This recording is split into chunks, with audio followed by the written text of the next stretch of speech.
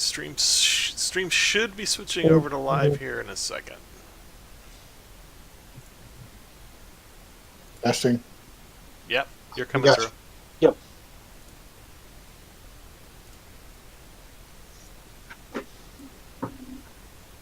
As I was telling Michael earlier,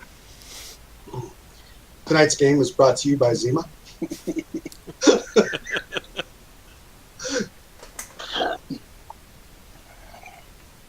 Did you guys lose Jason? Yes. Oh, there he is. Now he's back. Sorry, I couldn't hear you guys.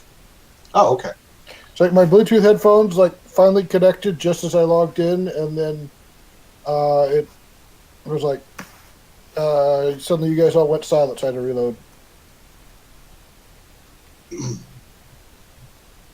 So does my fan in my office? I don't have an AC vent, so I have to push it in from the. Can you hear the fan at all?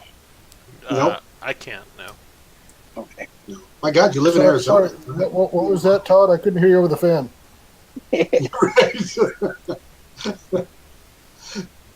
You live in Arizona, and you have part of your house that doesn't have air conditioning. Isn't that against the law? Every room has. I mean, we have a great big roof-mounted AC unit, like everybody. But this is the only room that doesn't have a vent. So you're going to be like dripping by the time the game is at an end. Is that what you're telling us? It isn't bad as long as I have the fan going. Yes, during the day it gets pretty warm in my office. All right. Well, I am not seeing a response from Jordan, but I did talk to him just a few days ago. So I'd say let's get started. All right. I'm trying to recall where we left off. Pretty certain. I think we were at the memorial. I had just finished up at Gibbs's shack, searching and liberating some kind of tunic or cloak, I guess, cape. And we'd gone down to the memorial. I'm not sure why. I think I had gone up, or me and the fighter. Necton had taken the prisoner up to the sheriff. Sheriff put him in jail, and then he wanted to see the memorial, so we walked down to the memorial, and then Julian joined us after investigating the shack. Right. Okay, so it's late on the night of Toil Day, and you guys are hanging out here at the memorial again? Correct. Okay. You have Piccolo with you as well? I don't know. I don't. And, was Piccolo there, or was he still sitting I on the was still back chest? at the house. Still sitting. I don't think I was asked to go with. I was sitting on the chest last I knew. Yeah, I sort of snuck out. I didn't, because I didn't want the loud people. I probably could have been. Oh no, Piccolo was still arguing with Jordan about the disposition of the books when I left. Sounds about right. Okay, so really it's just the two of you, Bedwin, Julien, and Necton. Three of you are down at the memorial doing... I think the sheriff, we were just doing a cursory investigation of what Julian right. caught. That's right. The sheriff came down to investigate the memorial along with you. Left Gibbs in the cell, right? So Correct. really, it's the four of you. Sheriff's there as well. That's right. Julian, when I think you got here, the others were already there and kind of you saw the sheriff kind of holding up a lantern looking at the memorial. Right. I think I'd asked something about Gibbs's family when he'd arrived, something along those lines. When you were still questioning him, you mean?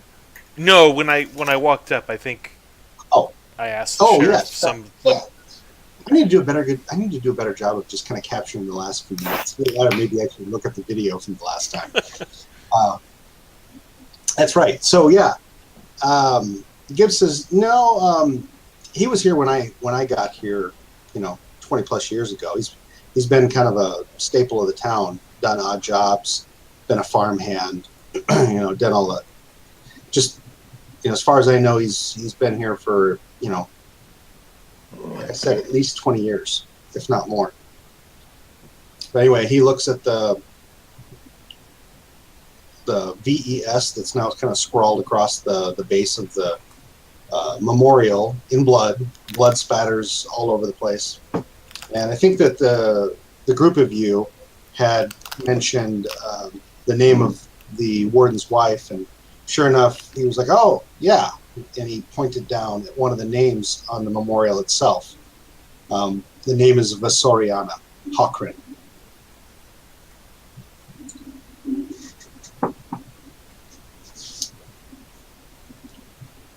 Okay. So yeah, sheriff looks the place over. He scours around the area, pokes around in the brush. Doesn't see anything else around the area, but of course, he still had, basically like a, what did I say? It was a dagger or a straight razor in one hand, and a small bladder. Right. Right. And I transferred that stuff over to Sir Bedwin, the razor and the bladder of blood. And I think you left that with the sheriff, right? Correct. Yep. Okay. Yeah. So really, there doesn't appear to be anything else around. In fact, when you saw Gibbs approach earlier that evening, you didn't see him drop anything or make any stops. He just came, kind of staggering up to the memorial, swayed there a bit before he started in on his work.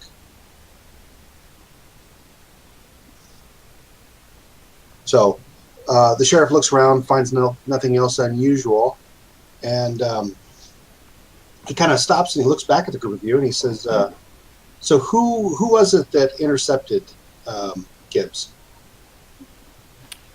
It was Necton and I. Yeah, Necton also steps forward and says, "Yep, it was the two of us." And the sheriff looks at the two of you, kind of says, "So, what were you doing out here at the wee hours of the night?" Well, the memorial has been defaced 2 nights in a row. It seemed a excellent bet that it would be defaced a 3rd night in a row, so I came to see. He doesn't really have much to say on that, except, well, it seems you caught him.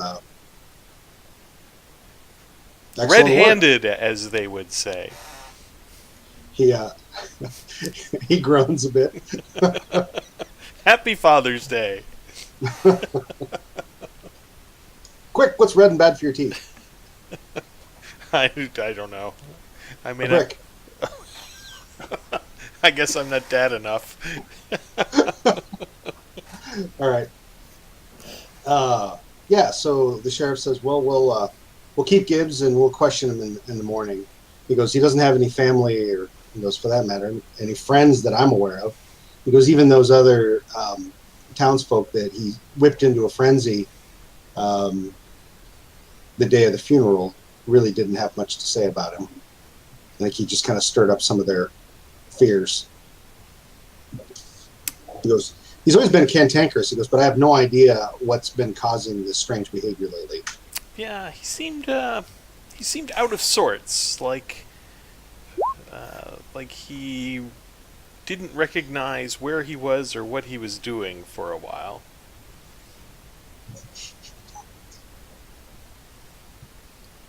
I should just not even look.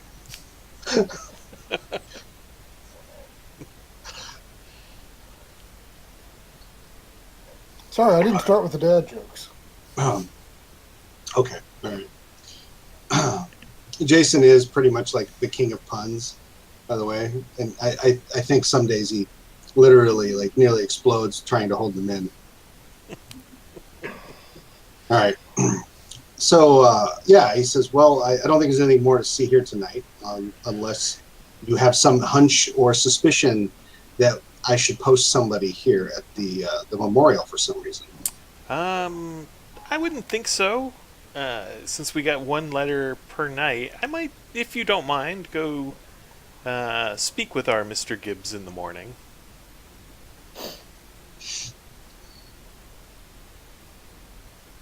Says I don't see any reason against it. Excellent. Well, it's late. I think I'm going to retire for the evening. I think that's wise. This is the sheriff. He says, it's kind of isolated down here. He goes, but I don't think it would do to attract any more attention. I'll send a deputy to clean this off before first light. I thank the sheriff for his time and head back to the Lorimore place. Okay.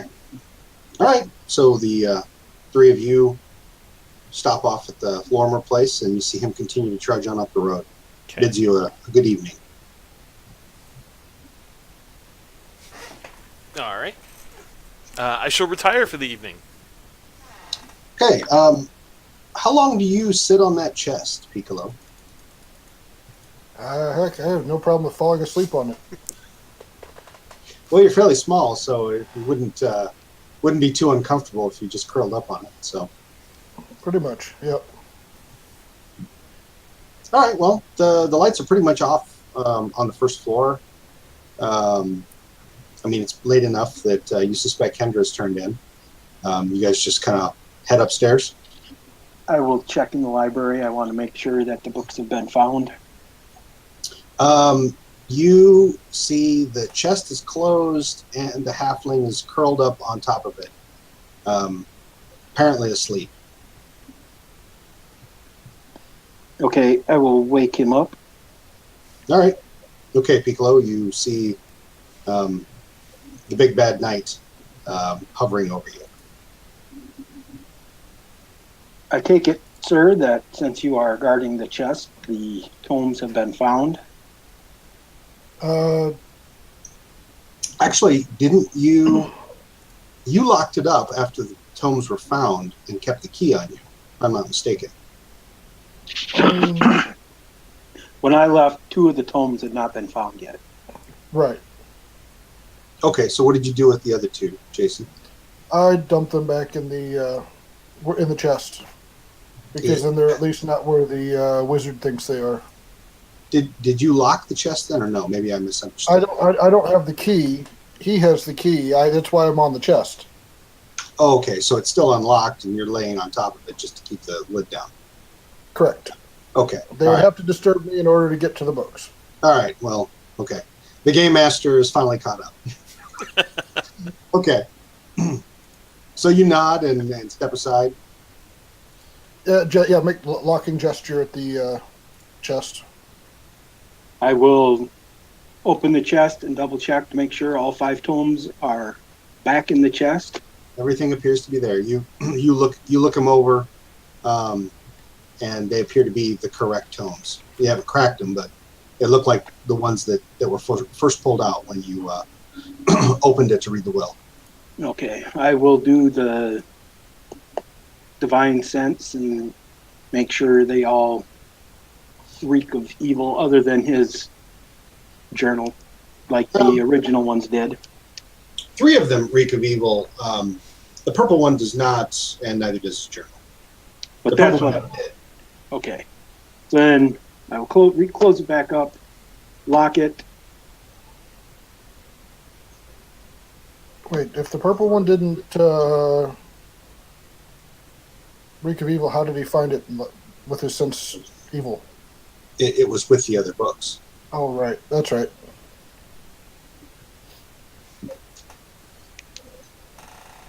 Okay. You lock it up? I lock it up. How big is the chest? Oh, probably 2.5 foot wide. Maybe a measuring tape here. Probably 18 inches deep and, 18 inches tall, maybe somewhere between there and 2 feet. Standard size kind of small chest size. Okay. You could put a lot more in there than 5 books if you wanted to. Okay. I tell Piccolo that I'm going to move this chest to my room for safekeeping. I asked him if he would help me carry it. I help him carry it. Okay. You get it moved up the stairs to your room without making too much noise. And I will put it underneath the bed, all locked up. Thank Piccolo, tell him I'll see him in the morning, and I go to bed. Okay.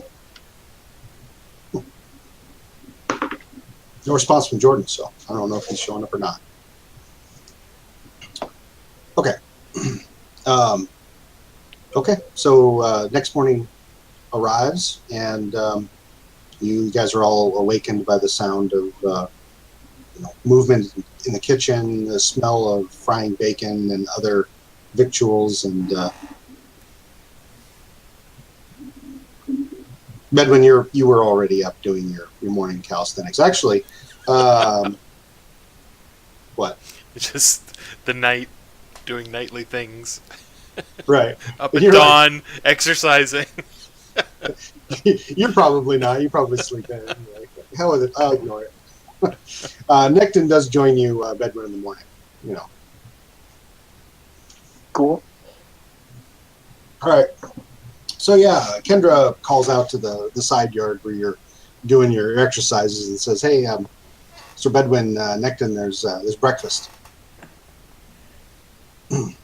I will clean up and head in to eat. Okay. Piccolo, you I assume are similarly awakened and head down. Yep. Okay. I just pad in as quietly as possible. Okay. You you startle Kendra. She just like looks around and sees you there. And she's like, "Oh my!" Before anybody else shows up, and she serves you up a plate of food.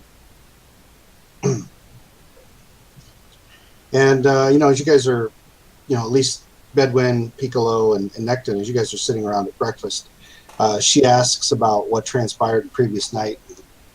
Just the whole situation with Gibbs. Just kind of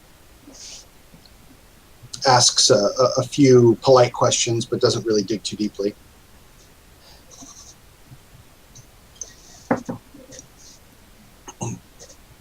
I will give unfortunate, or it appears that a local by the name of Gibbs was painting in blood on the Hairstone Memorial. Thankfully, Julian and Necton took it upon themselves to take out the memorial, and they caught him.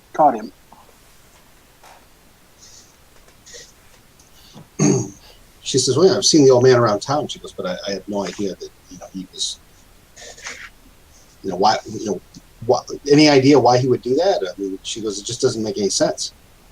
She goes, "No one's ever accused my father of necromancy in the past.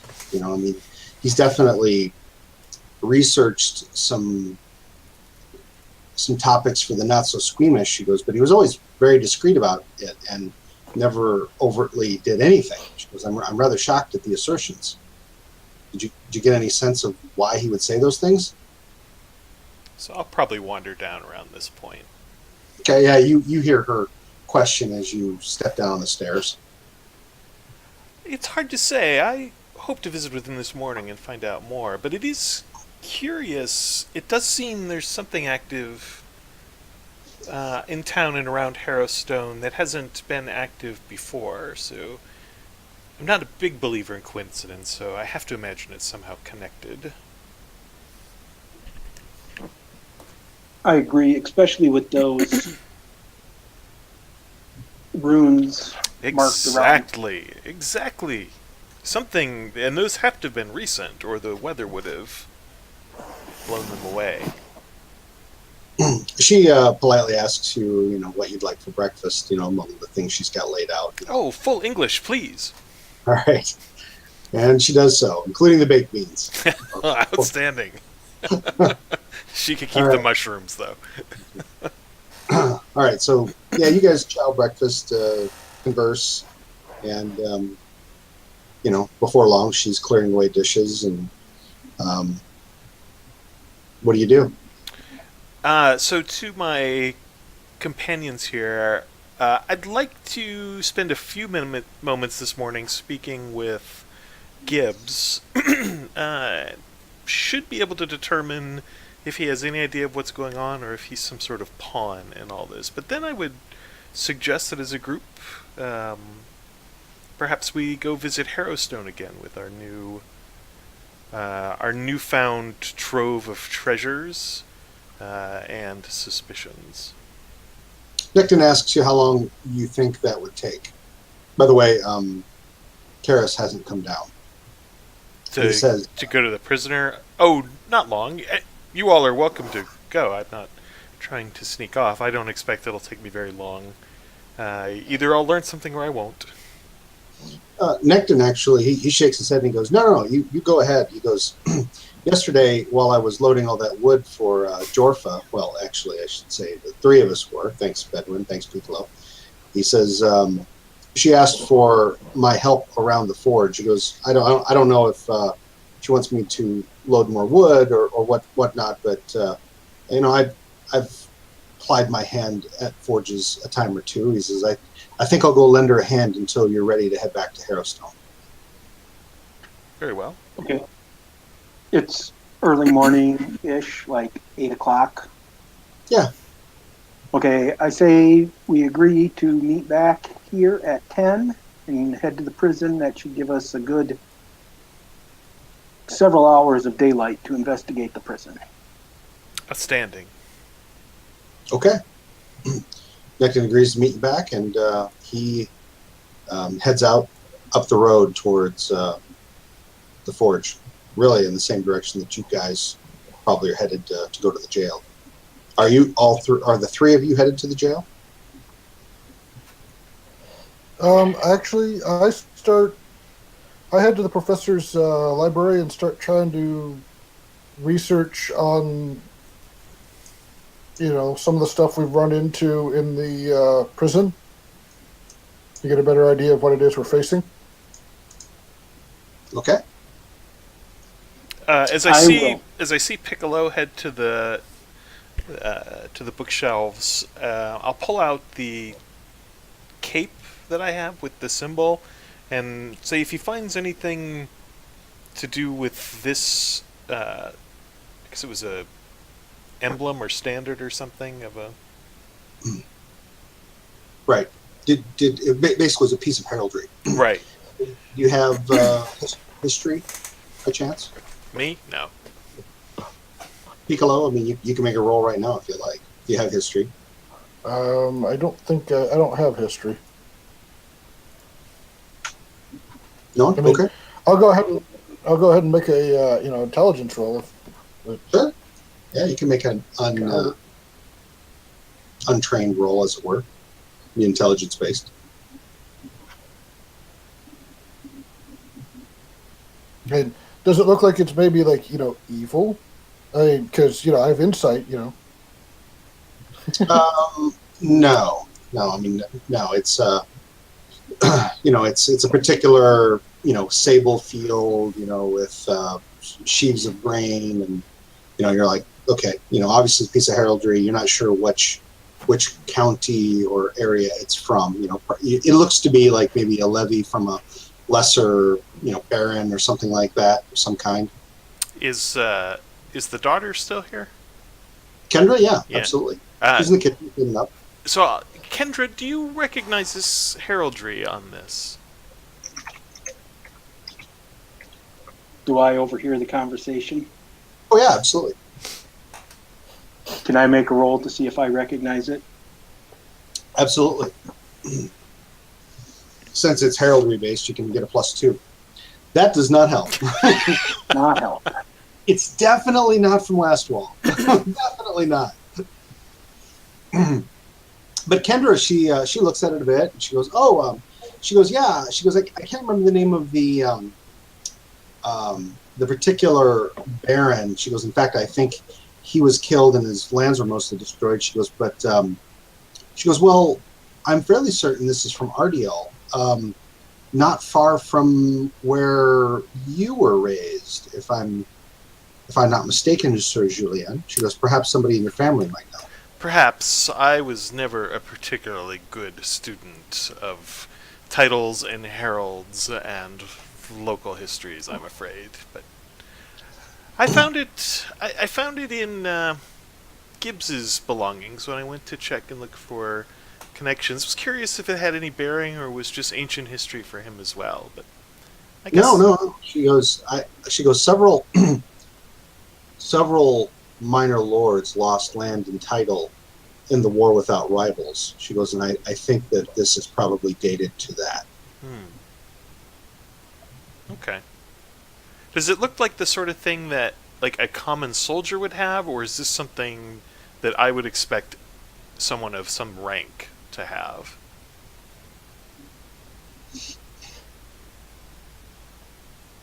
Well, Kendra looks at it and says, maybe like a sergeant. Okay.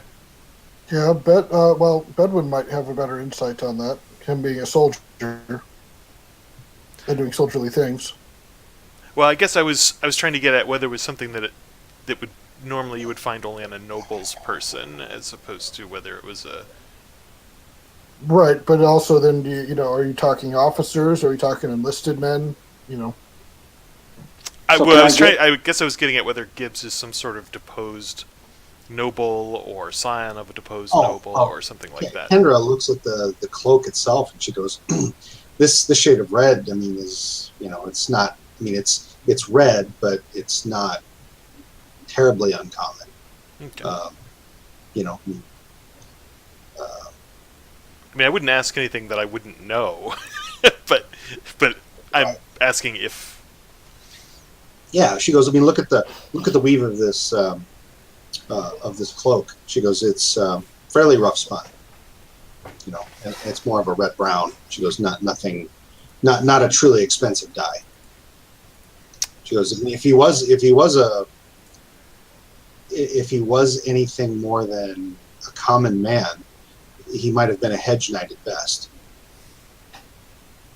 Well, it may not have any bearing on. She said, "Did you find anything else? And where did you get this from specifically?" After he was arrested, I went and looked through his abode to see if I could find something that would explain his odd behavior with the memorial. But I found this, which I thought was curious, and old, decrepit armor and weaponry, which told me he was at some point some sort of soldier. She goes, "Well, he's never acted in that capacity, as far as I know." She goes, "But then again, she's like, people don't often advertise when they're on the losing side, or maybe he was looking to disappear for some other reason, or just forget it all ever happened. I don't know."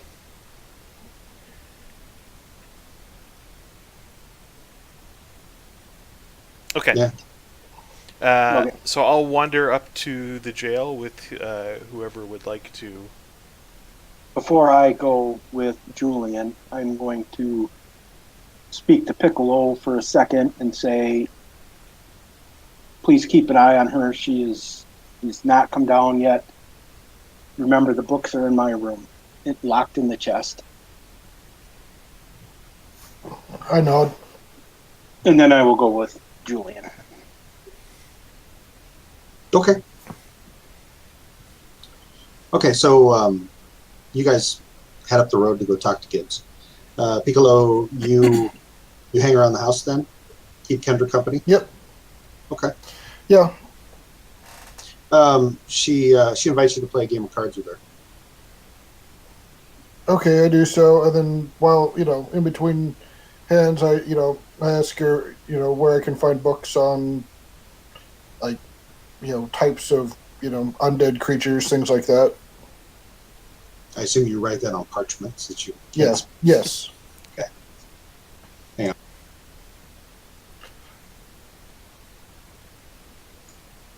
Thought I was going to sneeze.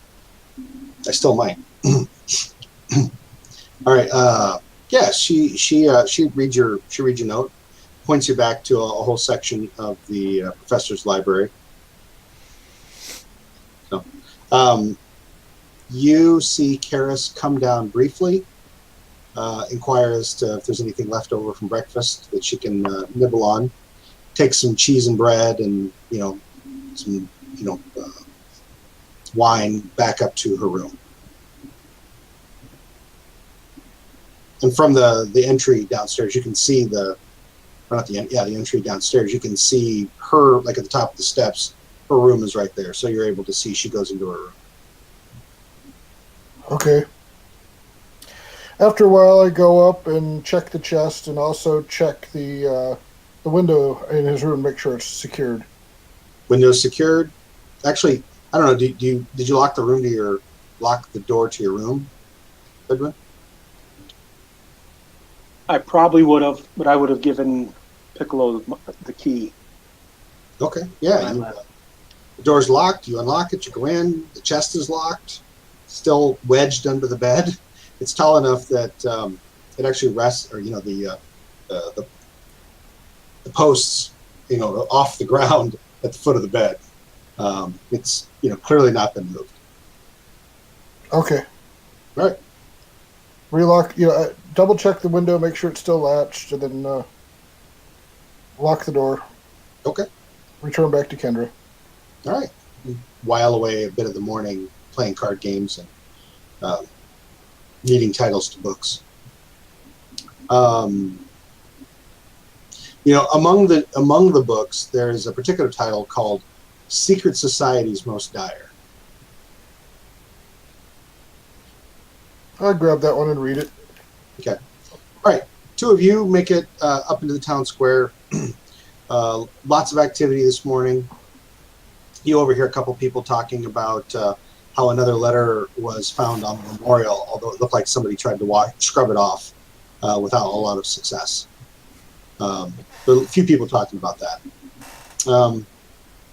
You see that kid Peverin is hanging up notices at the posting poles on the north side of the town square. So fresh postings for the day. Let me take a quick glance at the postings before going into the jail. Okay. You note that there's not much going on today. I mean, obviously, it's been posted that another letter was found at the memorial, and it's also noted that there's like a 4-string band playing at the gazebo this evening. Ooh. Well, hopefully we'll be finished in time. Okay. All right, off to the jail. All right. So yeah, you go walking in, and you get there in time to see Gibbs push an empty plate from under the door, and he barks something in his rough voice. If I knew the food was this good, I would have gotten myself in jail long ago. Okay, so it's Gibbs in the cell? Yeah. All You right. see, Kaler is sitting at his desk with his feet propped up, but between bites of apple, he's honing a knife. Okay. Good morning. I was hoping to speak to Mr. Gibbs for a few minutes before running errands for the day. He's awake. He's had his breakfast. Be my guest. All right, so I'm going to adopt a countenance of friendly understanding and walk over to. I assume he's in some sort of a cell. Yeah. He's sitting on his rack on the other side of the back of the room. It's a pretty small cell. There's only 3 cells in this jail. Mm-hmm. Nobody else is occupying any of the other ones. What is his appearance? How is he? What's his demeanor? He's disheveled. He's the kind of guy that if he doesn't shave, he looks just terrible. The next day. He's pretty craggy looking.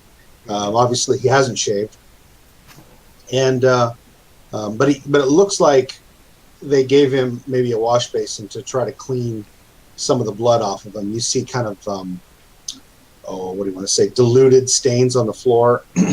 his hand is clean and his clothing is kind of smeared. Okay. So that's when he sees you approach, his eyes narrow and he just kind of leans back in his rack against the back wall. Ooh. I stay back by the sheriff, where I can hopefully see all the interaction between Julian and Gibbs, and I'll be the bad cop hanging back for a while right now. Okay. Mr. Gibbs. Oh, tough night. Very tough night. Wouldn't you agree? He's not so tough. Oh, sorry. He doesn't immediately respond. And, reflecting on it last night, I can't help but think that there must be some sort of misunderstanding here. That, Yeah, it was. yeah, I know from my life in the courts that there's always more than one side to a story.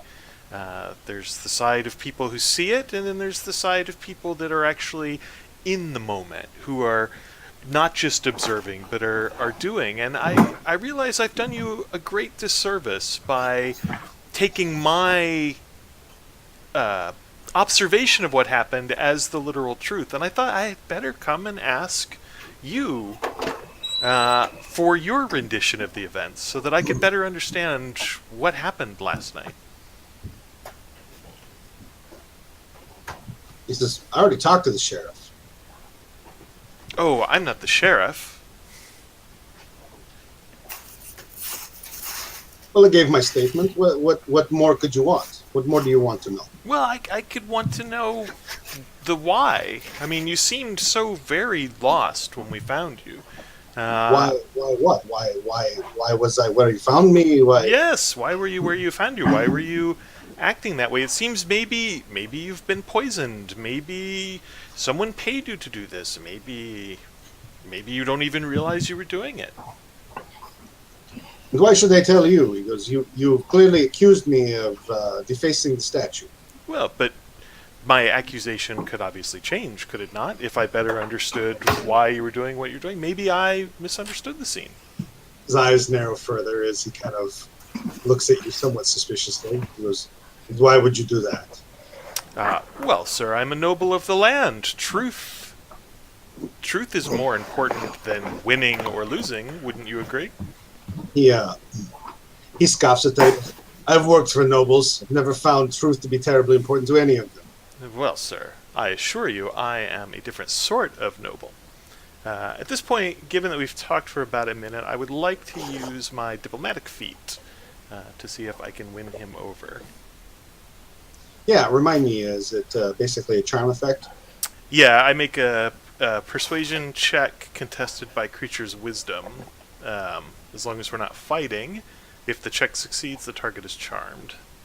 What's the DC, or do I set it? Remind me. It's contested by creature's insight. Oh, whoever rolls the highest? Right, whoever's... So, charisma... Insight. persuasion check versus insight. All right. We'll do it.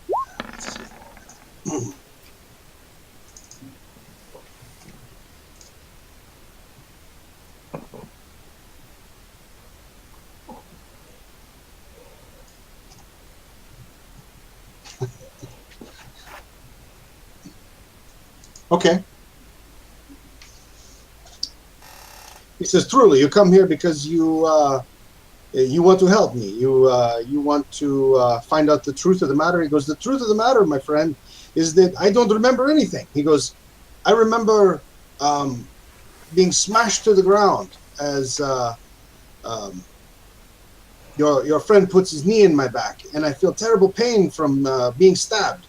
I think, no, did you stab? Yeah, you kind of... I stabbed him pretty good. Hey, you call me your friend, but look at this. Well, it was unfortunate. You know, we agreed that you were at the memorial, right? Well, the sheriff says that they found me there. Yes, and we agreed that there was blood on your hand, so obviously I had to do... but, you know, the rapier could just have easily have finished you, I made sure that we didn't harm you in any permanent way. Uh, you know, so I'm sorry if there's any undue pain from that, but I think you'll agree we couldn't allow the memorial to all of those horrible deaths at Harrowstone to continue. But so you don't remember how you got there? Has this happened to you before? Have you ever had periods of time where perhaps you blacked out and can't remember what happened? He seems reluctant to say anything, but then he finally kind of,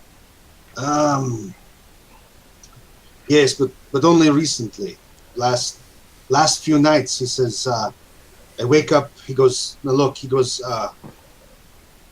I keep to myself. He goes, I don't want trouble. Normally, he goes, I don't know why I got so angry the other day when the funeral happened. He goes, and then that night, and then the next night, and then last night. He goes, well, last night worse. He goes, you find me. He goes, but the previous 2 nights, I wake up in the morning very tired, feeling as though I got no sleep at all, and blood on my clothes. He goes, I don't understand. I'll make a knowing look at Sir Bedwin and say, yes, it's as we expected. So tell me... something wrong with me? Well, there's dark forces at work with you, and what has changed recently? Have you met anyone? Have you found anything? Have you eaten anything different? Something perhaps has changed since perhaps around the time of the professor's death?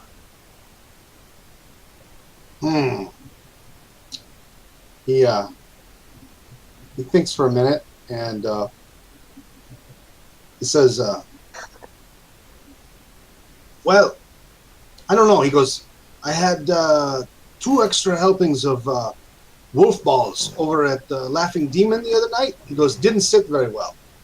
Yeah, I think probably would it be maybe something a little more subtle than wolf balls. What about your past? How did you arrive in town? I understand you've been here quite some time. Oh. He goes, yes, I've been here 23 years. Yes. Since the war? He gives you this very long look. He goes, is it that obvious? Oh, I've been with soldiers my whole life, and Sir Bedwin picked it out immediately. He goes, look. He goes, I don't want any trouble. He goes, I left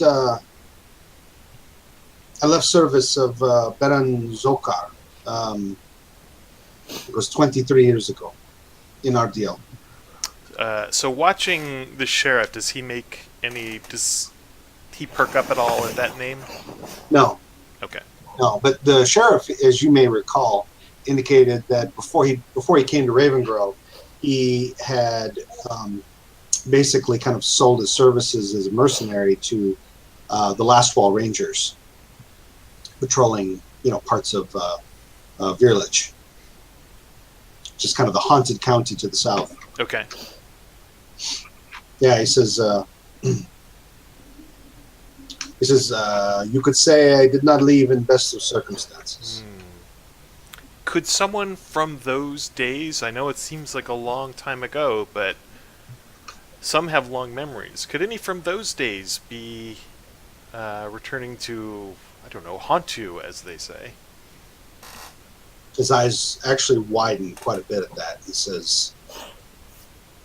goes, I know that's true. He goes, they haunt me every day. No, tell me about it. It was, I lost everyone around me in one of the last battles in the furrows. He goes, it was right outside Feldgrau. He goes, I saw death everywhere, entire town massacre. Count Nesca was a demon. He goes, his troops slaughtered most of my men. He goes, we broke. We started to run. And they ran us down. He goes, I fell underneath 3 friends and stayed there, pretended I was dead. He's telling you this. You can tell it's actually like a really tough tale for him to tell you, but something about your presence compels him to continue. And he goes, and your family? He goes, Feldgrau was my home. I see. And so 23 years ago... By the way, you know about the furrows in Feldgrau. Okay. So this is part of. I mean, you couldn't have grown up in Ardale without knowing about it. So over 20 years ago, Count Neska of Barstoy basically decided that the Count of Ardale couldn't really. He wasn't doing anything good with the furrows, which before then was beautiful farmland, or could have been farmland, but it was all fallow. And he decided he was just going to step in and take it. Of course, that started a war. But yeah, nobody lives in Ardale who doesn't know about the furrows. Okay. And Feldgrau was an absolute massacre. They killed a whole village full of people. Okay. All right. So this guy was on the losing side and also came from a village which was completely eradicated, essentially, is what I get out of this. Okay. And from what you're gathering, Andy deserted and made a run. Okay. I understand why you did what you did, and I cannot find it in my heart to blame you. That was a horrible abomination. And even though 23 years seems like a long time, I imagine for you it must often feel like yesterday. He's basically sobbing at this point. And so in memory of those that were lost, I'd ask you again, what could possibly be causing your memory loss? He just rocks back and forth, and he's like, I don't know. You know, he seems to be completely distraught at this point, reliving that day specifically. At that point, the sheriff kind of comes up behind you and he just quietly says, I think that's enough for right now. Yeah. Unfortunately, I didn't get what I was hoping for, but I don't... He goes, what were you looking for? Whatever it is that compelled him to do these things? Yeah, as strange as it sounds, I think I believe him when he tells me that he doesn't know what he was doing or why he did what he did. And so I'm looking for the reason behind that, whether it be, some inner demon that he doesn't recognize, or whether there's some sort of magic at work, or something even darker. But I was hoping he would have something that I could use as a clue, but unfortunately, at least thinking about it right now, maybe something later will. Yeah. Killer, he walks with you kind of away from the cell, and he says, it's a simple man. He goes, and while he might be prejudiced and, just generally an idiot, he goes, I really don't think that he has any connection to the history of this town, beyond, when he arrived here, which evidently was about 23 years ago. Well, there's more information than I ever learned. Yes, but it concerns me that he's blacking out, along with what no doubt Sir Bedwin has told you about what we're learning up at Harrowstone. And my advice, it's your jail, your town, you do as you please. My advice would be to keep him under lock and key, treat him well, until we get a little bit better idea of what's happening. Okay. I would like to do an insight check on. I believe him, but I'm going to do an insight anyway. Yeah, go ahead. Okay. But then I would also ask if the sheriff has a map of the town. Yeah. So first of all, you it's difficult to watch a man of his age blubber like that and not believe that it's absolutely honest. And you definitely don't get the sense that this guy is particularly smart or cunning.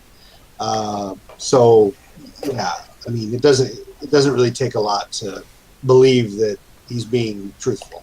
Right. And I recognize sometimes the greatest injuries in war are to the mind and not to the body, and blah blah, all that. Okay. So But I am. If the sheriff has a map of the town, I would like to roll it out. And I asked the sheriff, is there anything south of Gibbs' shack between it and the prison? um, he says, actually, and you guys are on the map of the town, aren't you? Yeah, you are. Yeah. So you can kind of see it. He just draws it out on a piece of paper, and he shows you, that, here down here you've got Gibbs's shack. He says the only thing that's further south than that, which would be kind of closer to Harrowstone, is right, is this large manor house, which was another councilwoman's home, Mirta Straylock. Because that's the only other home that's along the path to Harrowstone that would be any closer than his. If you think he looks at you, goes, you think this is somehow tied to the prison? The sheriff was investigating something happening at the prison. When we went up to the prison, we found Sorry. we found the sigils around the prison that had already been activated, whatever they were used for. And about the same time as the professor's death, maybe a little while later, Gibbs starts acting strangely, I wish somebody who knew something about magic was with us so we could ask. But so it might not be a bad idea. I do not want to, since it is a noblewoman, a councilwoman, I do not wish to. But it might be, Julian, you could possibly speak to her appropriately to find out if she is having periods at night that she does not remember. Ooh, perhaps she'll be at the gazebo this evening. That is the net, as the sheriff said, the only other dwelling as close to the prison as Gibbs. Kaler says, I'd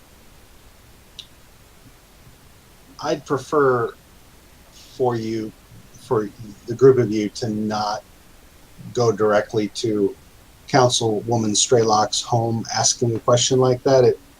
I feel like it would create perhaps a sort of alarm. He goes, but to Sir Julian's point, by the way, Julian, you feel as though Kaler, if he isn't specifically or isn't exactly warming to you, seems to at least be giving you a bit more respect since your interrogation of Gibbs.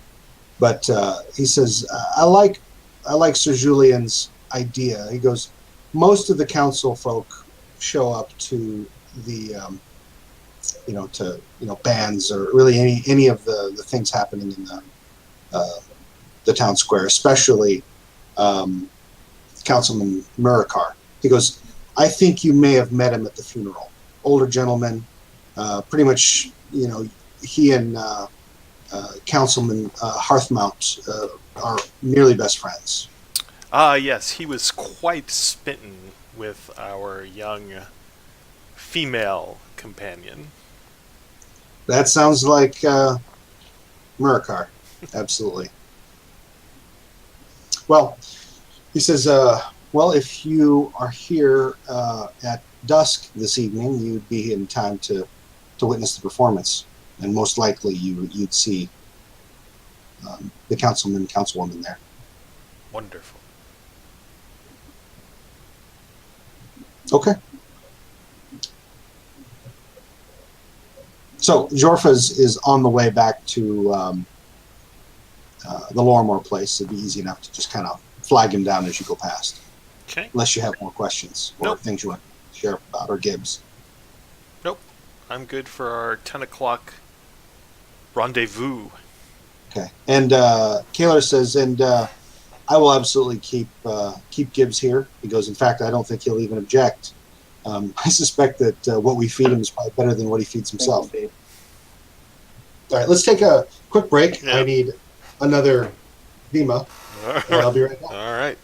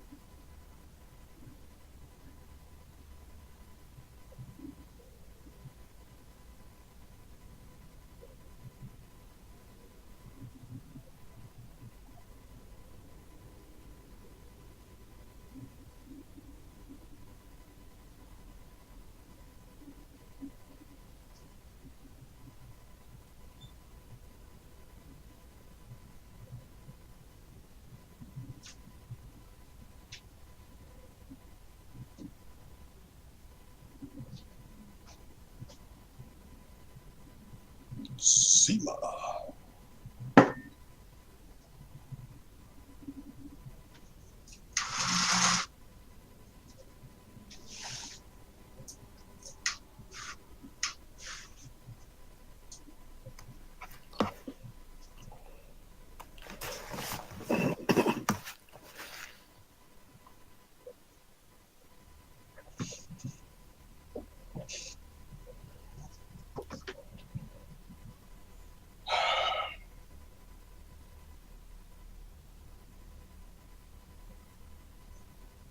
How's the weather in Seattle, Jason?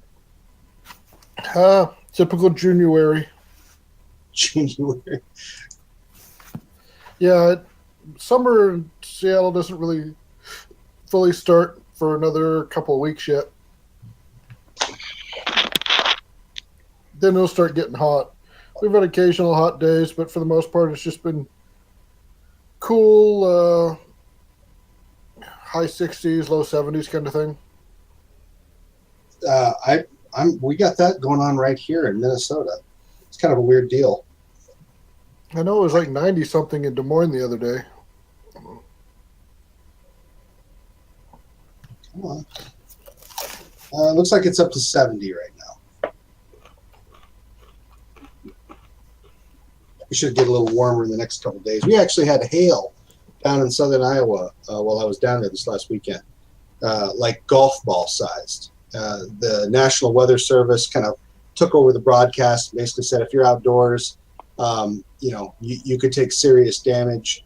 Expect windows to be broken, shingles to be destroyed, windows to be broken. I was like, holy cow. I didn't actually see anything like that, but it was definitely pretty extreme. It's only Yeah. 115 here now. What's that? Only 115 here now. That's what I'm saying. I think like air conditioning should be like a municipal service. Yeah. Well, what he means is his room is only 90 Right. without a vent. I'm waiting for your your windshield wipers to start going off. But it's a dry heat. It's a dry heat. Oh, right. I used to live in Arizona for a couple of years, so I know exactly what he's talking about. It's the time of year where you don't park your car very long. We're in an uncovered parking spot, or else you come out and the sun has destroyed the dash of your car. Yep. Your car's melted into the pavement. No, literally your dashboard will crack. The glue that holds it, like if you have a vinyl, one of those like vinyl or rubber covered dashes, it'll cook the glue right off, and it'll just start peeling off. It's crazy. You know, you get in your car, you start the air conditioner, but you don't touch the steering wheel for about 15 minutes until it cools down. Unless you got like some of those grill tending mitts, welder's gloves or something. We actually set the AC in our house at 80, which when I lived in Minnesota, the idea of setting the AC at 80 just seemed, but it seems cool because you come in outside and it's a 40-degree difference. Okay, 35. I hear you. And there's still not low humidity, so it's not so bad. Right. Unlike Minnesota, where it's always just humid, kind of like Iowa. Talking about Houston. I'm sure it's pretty humid down there, isn't it? It's a swamp, so yeah. Yeah, it's a swamp, right? Yeah. Sorry, I live in Seattle. Let's talk about You have like rain totes from the sky. Isn't that pretty much where the ferries retreated to? It's like out there in Oregon, somewhere in there. Yeah, kind of. All right, let's get going. Okay, so you reassemble down at the Lorimer place. Necton kind of meets you down there and starts donning all of his armor and gears up with a new Warhammer. In fact, I should probably write that down for him. So you guys got that figured out.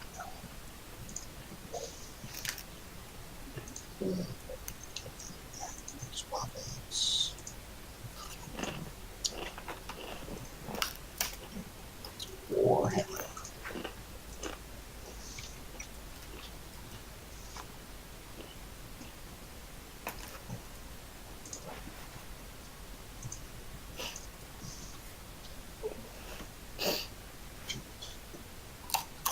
What is the damage on a Warhammer? Die 8 or die 6? I guess It's a D8. It's a D8. Die 10 if you do both hands, yes. Right.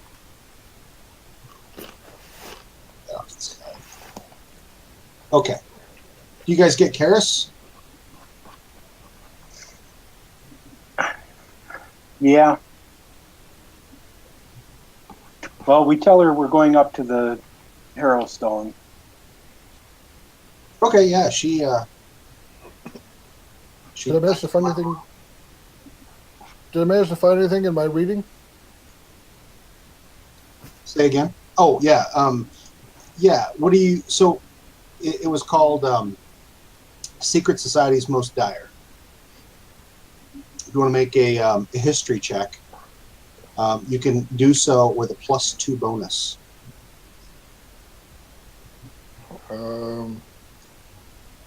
Not sure how to roll that with a +2 bonus.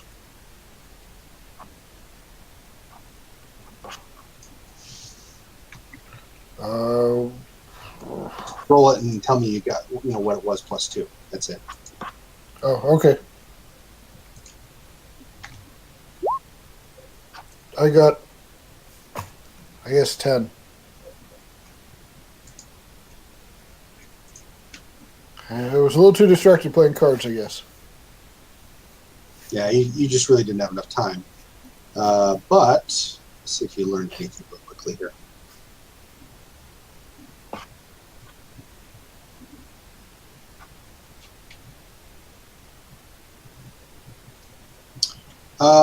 You simply, you read mostly the preface, and you find a section on the Whispering Way. You were really looking more for undead, but you kind of got sucked into it a bit. You know that Bedwin had mentioned the Whispering Way. It was referenced in the professor's journals.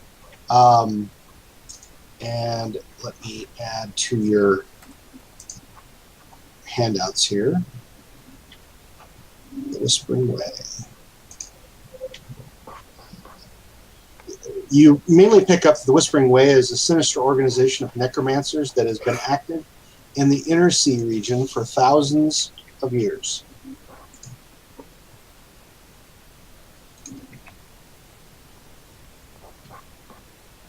That's about all you get out of your research on, out of reading this book today.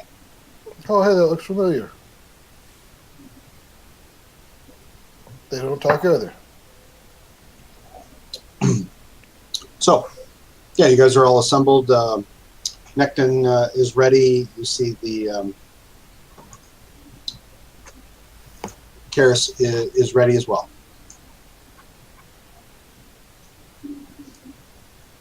We head out. Okay. As you guys are walking towards the prison,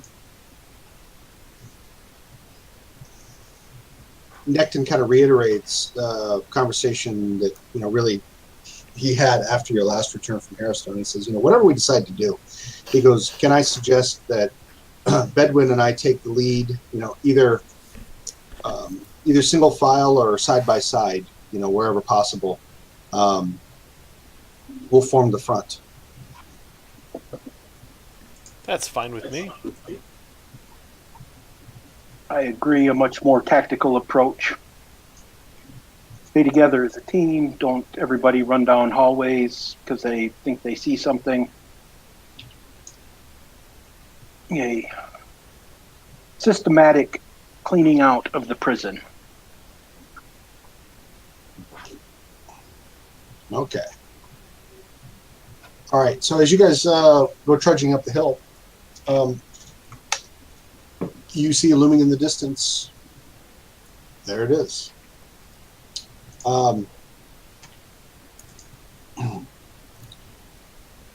There's a light breeze, but slightly overcast. It's actually a fairly nice day.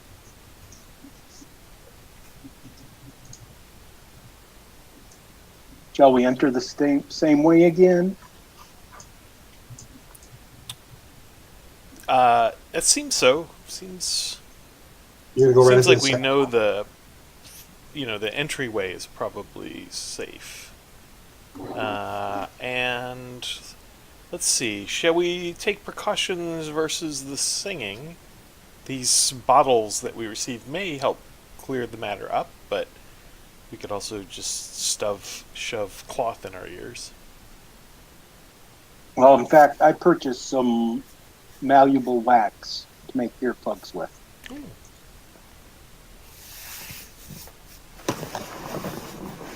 So Okay. I will hand out pieces of wax to everybody. Okay.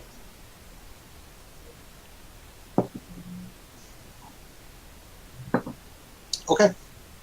You find yourselves back up at that landing. The arms that had been attached to the scythe are still laying there, kind of scattered. Now, the sinews dried and kind of broke apart. The doorway is closed, or the door is closed, but as you approach it, Julian, you're fairly certain it's not locked. You left it, I think, unlocked as you left. Yeah, I certainly didn't lock it. Okay. So, Sir Bedwin or Necton lead the way? Yeah. So you guys all stuff those in your ears. Mm-hmm. They're not perfect, but you're going to get advantage on your saving throw while you're wearing them against that effect. Okay. Okay.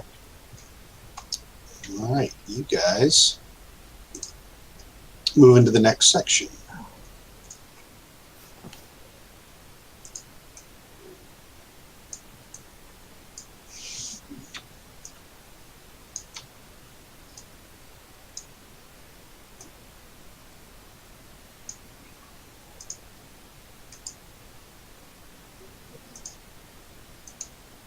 Okay. Karis' familiar kind of flies out ahead of you, looking around the room. As you guys step into that first short hallway and then into the room beyond. You don't immediately see or hear anything, but then within a couple of moments, you see movement down here as you hear a clatter of bones, and then hands kind of reach up around bars and start shaking again.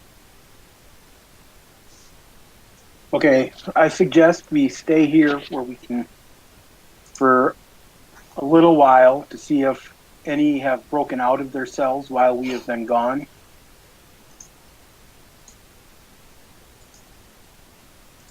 Okay. Looking for, do I see my daggers still on the floor where I left them?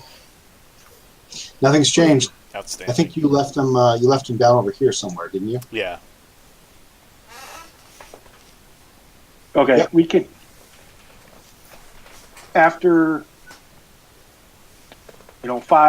not even a couple minutes, if nothing comes out of the cells towards us, I say we start moving in this direction so Julian can get his daggers.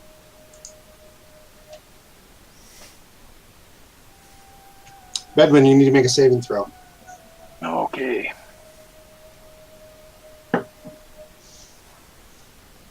Wisdom?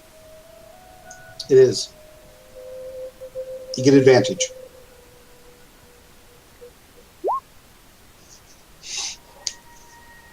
Okay.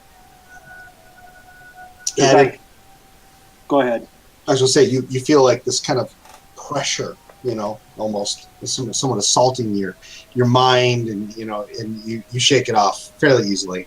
It's kind of subdued because of the wax in your ears. Go ahead. As soon as I feel that, I will use my divine sense. Okay.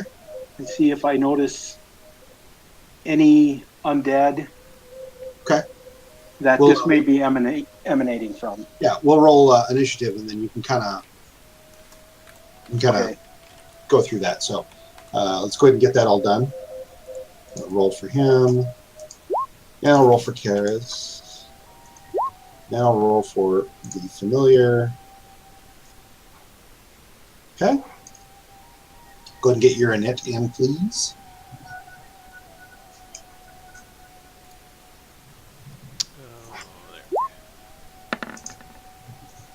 Ugh. Hideous.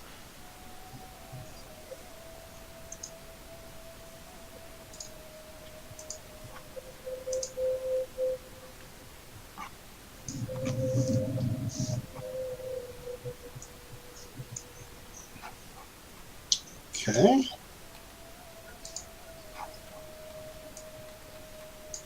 Okay, Piccolo, you are up. You get to go first. Helps if I don't minimize the screen. I move out into the hallway here, I guess.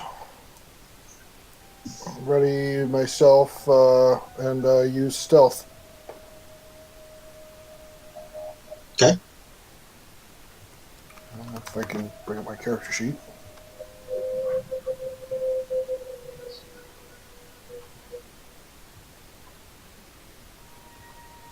And does it look like? It looks to me like you were planning to move up, Edwin. Yes.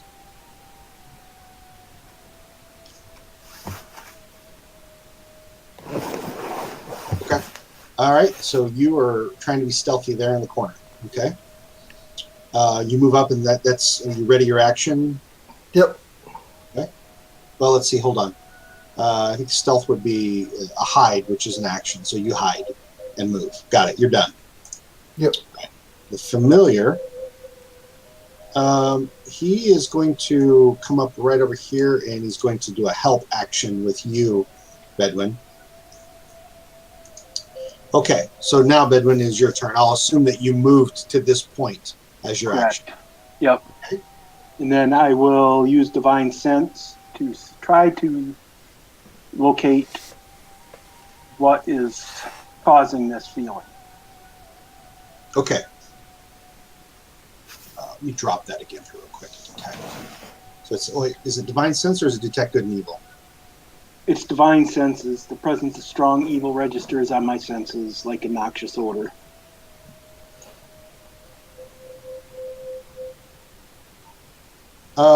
Yes. The location of any fiend within 6 years. Fiend, undead. Okay, yeah.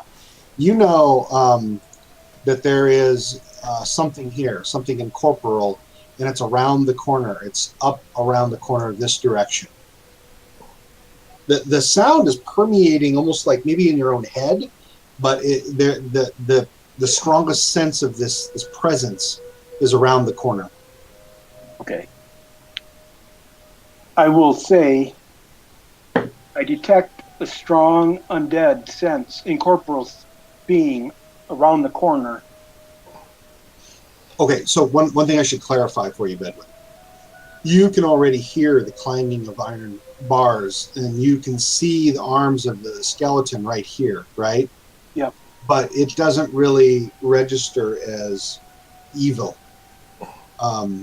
It's more of an animation than anything, right? Something else is here. You're confident it's the source of the music as well. Okay. That only cost you. Hold on a second here. That only cost you 15 foot of movement to get here, so you can move more if you like. I will move back. Okay. And hope I once I can see around this corner, I hope I get a better idea of where this creature is.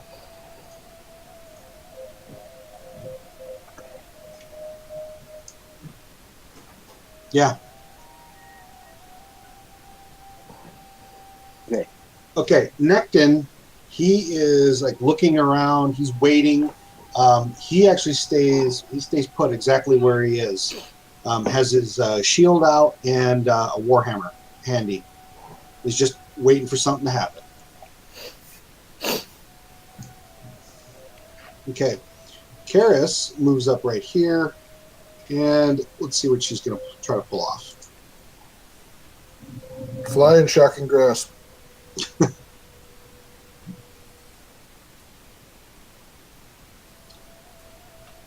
She actually readies her action as well.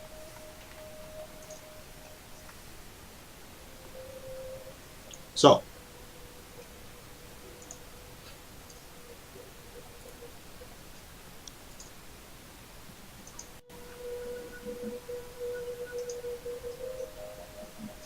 oh, okay. All right, this one breaks out.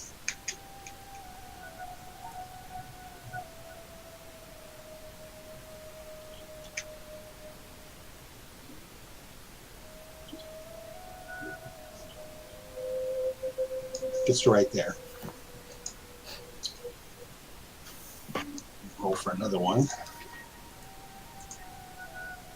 No. No.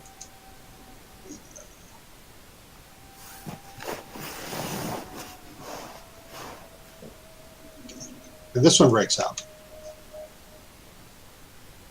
Only gets to about there, though. All right, the one that came charging out of its cell, the cell door clangs open, Bedwin kind of flies back on its hinges as this skeleton with, the tatters of prisoner garb comes charging down the hallway somewhat haphazardly and takes swipes at you. A swipe at you, I should say. Missing easily. Okay, Julien, you're up. Okay, I should also mention, only Bedwin sees that shape that's behind the skeleton. Okay. Yeah, and I didn't hear him say he pointed it out to anybody else either yet. Okay. Then I will come here and attack. Wait, is this skeleton here? Do I see that? This right here? Yeah. That skeleton? Yes, there's two skeletons that have charged down the hallway from different directions. Okay, then I will move here. I can occupy the same space as a familiar. You bet. Okay. I will come here and I will attack this one. Let's see.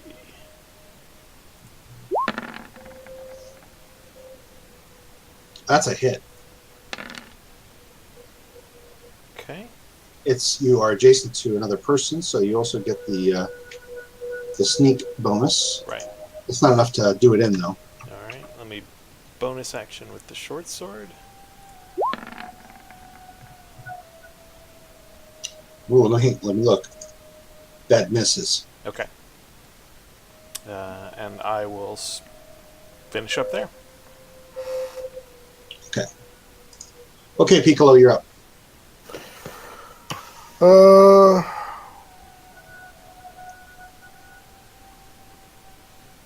This one looks like it's well in hand, so I'm going to approach this one.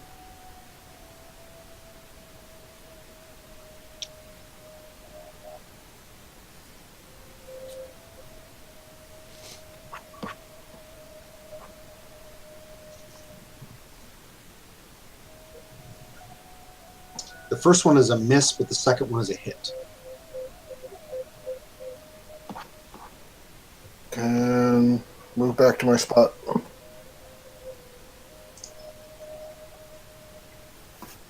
The damage you do from your fists really seems to do a lot to these things. You noticed that from last time too. Okay, however, when you move away from it, you provoke. And it misses. Okay, the familiar. Let's see, nothing really happened last time. Actually, it's going to switch its action to help Julian.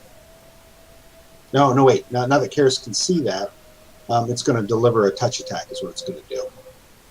So it saves its action until it can deliver that. All right, Bedwin, you're up. I will step forward. I will swing at this one with my warhammer. Okay. You hit it, and actually, that's enough to take it out. And then I will point at the creature I can sense. And I will say, I see you, evil being. Allies, there is an incorporeal goat, an incorporeal creature, 15 feet in front of me, to the east. What, the skeleton? That's only 10 feet. Okay. An invisible creature. You see it, it's invisible. Oh, you know what else we did not do? Okay, I got to roll a save for Nectin. Hang on.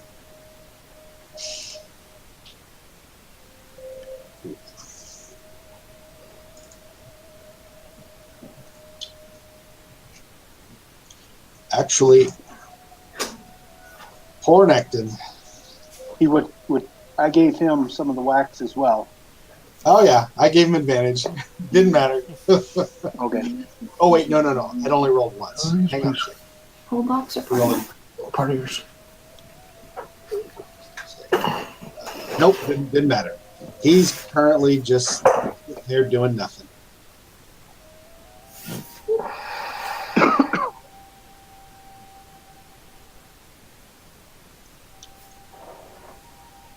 Okay. Karis, let's see here. This one was readying its action. It is going to move over here. Whoops, did I grab the right one? It's going to move over here and deliver a shocking grasp.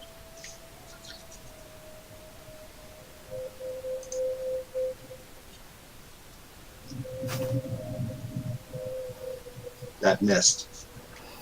And then it moves back away. And she stays put.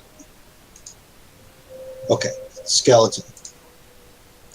Okay, it moves up here and it attacks Nectin.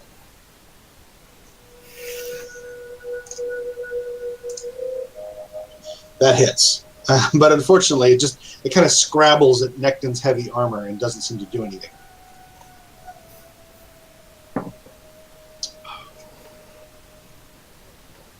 All right, Julian. Okay. That's my wisdom saves. You don't need to make another one. You were 6. Well, you haven't had to make one yet. Oh, okay. All right. I will. Yeah, thankfully too, because that was a shitty save. Yeah. I will move here. And can I hit this guy around the corner? Not around the corner, no. Okay, and then But you can move through friendly spaces. Let me get rid of this. Yeah, okay, that's fine. The other thing was already dead. You step over the corpse of a sturge and attack it from there. No problem. Okay. All right. Besides Bedouin's description, you actually cannot see the thing that's being described. But that is a crit. It's dead. I'm not even. Well, go ahead and roll, I guess. There we go. Yeah, that's more than enough. You skewered through the eye socket. It's right. done. Well, I had detected the sound last time coming from that spot, so I know what he's talking about it. Even if I can't see it. But I will stay here and let him lead the charge. Because that's what he wanted. But I will keep my hand on my bottle, my haunt bottle thingy, and let in case we can't hit the ghostly presence. Julian, you get to make a saving throw. Oh, that's exciting.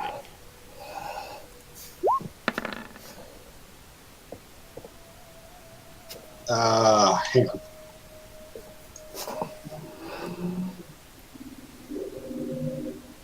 Nope, you are held fast regardless. Vileness. Okay, Piccolo, you're up. All right. Is there anything to kill? Nothing visible.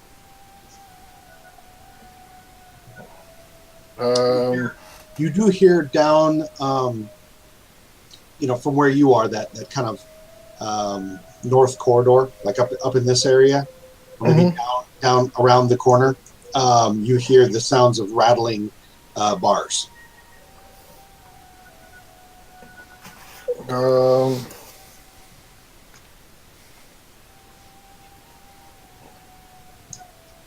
I peek around the corner. You move up. Yep.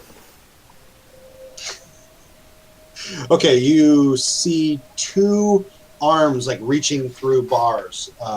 Here at this door and here at this door.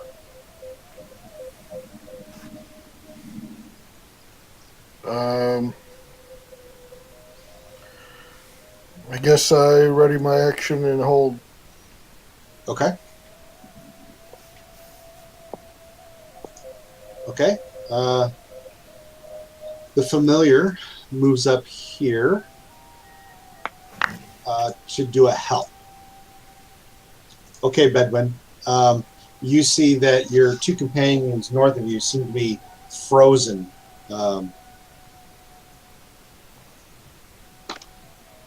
Okay. I will cast Bless, which basically you get to add a d4 to any attack roll or saving throw roll. So hopefully that will help them. Okay, and that is okay. Anytime you make an attack roll or a saving throw. Correct. So all allies, anytime you make a saving throw or an attack roll, add a d4. Then I will step forward, and I will. By the way, you gave it to those 2, and who else? Oh, it's 3 creatures. Those 2 and Piccolo. Okay, all right. Piccolo seems to have occupied the same space as this. And by the way, you really can't fully see it. It's just like this sense of just waves of cold and just anger and misery. And he's like right in the middle of it.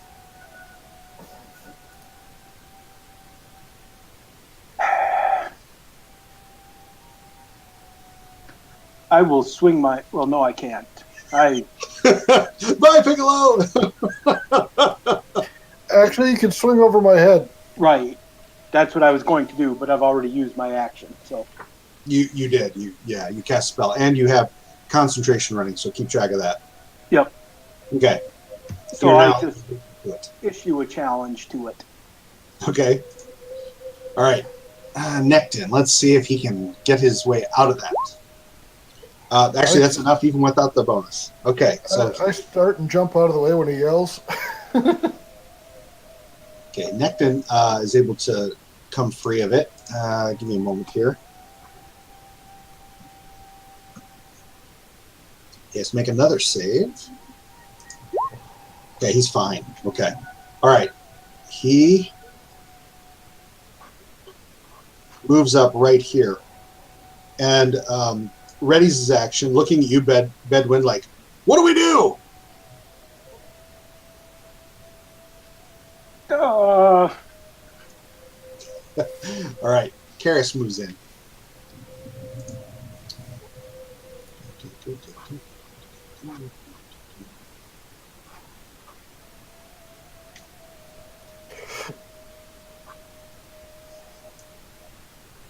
She moves in here and tries to use a spell on it.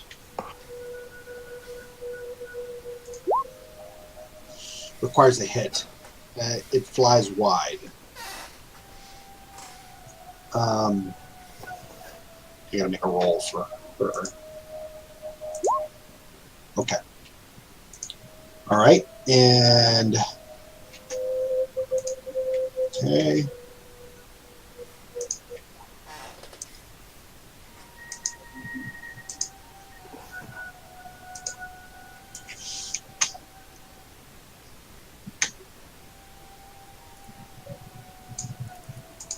Okay, Piccolo, a skeleton breaks through one of the bars and comes charging up kind of wildly up the corridor, but can't quite make it to you.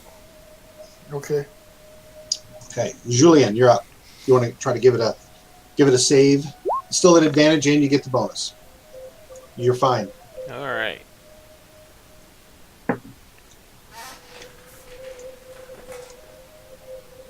What's this thing? Is this the familiar? That's the familiar. What, this thing here? Yeah. Yeah, here, I'll get rid of some of these dead creatures that really don't matter at this point. Okay. Alright, so I'm here. 10, 15. Okay, so what's the deal? Piccolo is standing where Bedwin said the thing is? Yes. Okay. Well, I don't want to stab Piccolo, so I'll come down here and try to stab this thing. Okay.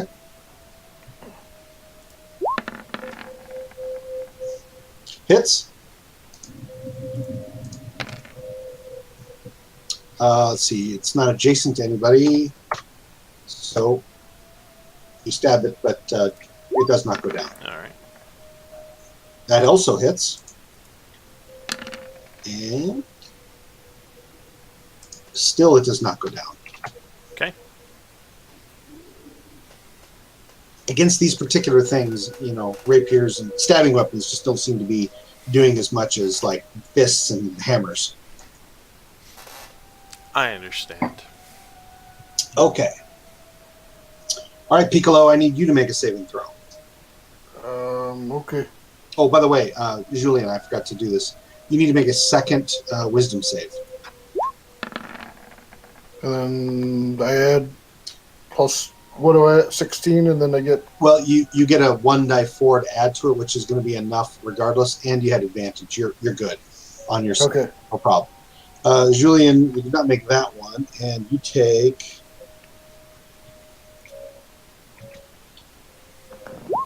two points of necrotic damage. All right.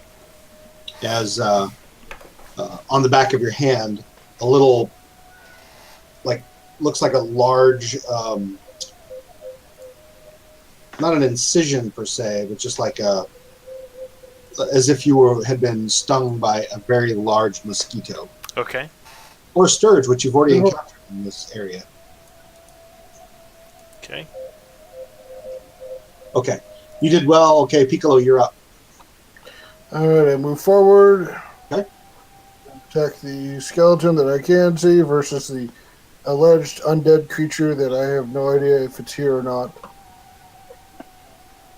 Alleged. That's not enough, unfortunately, to hit it, but you can get another shot at it. That's also not enough. Oh, Okay. The familiar will move up here to deliver the shocking grasp in a moment. All right, Bedwin, you're up.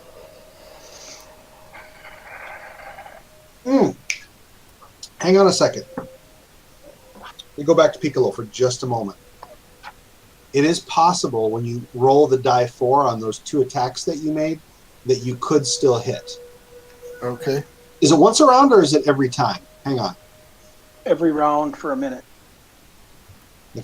Whenever. Okay. All right. Yeah. You get a die 4 on each one of those. What's the command for D4 again? You could do a quick /R /R 1d4 and it will it'll do the roll automatically.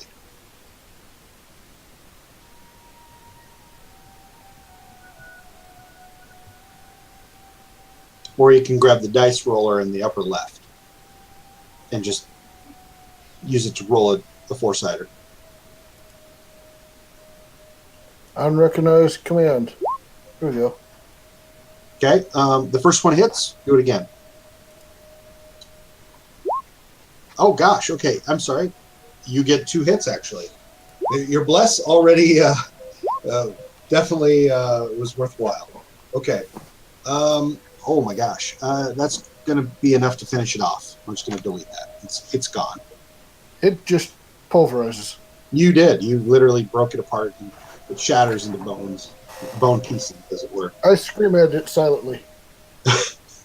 You can still make garbled noises. Okay. Yeah, right. but I don't freak anyone out. All right, Bedwin, back to you.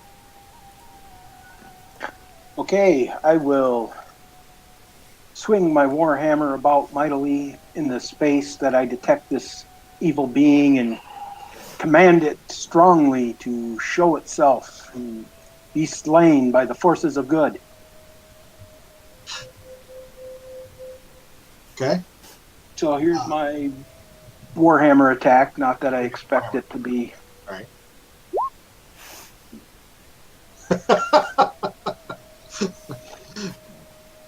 But I do so in a convincing manner.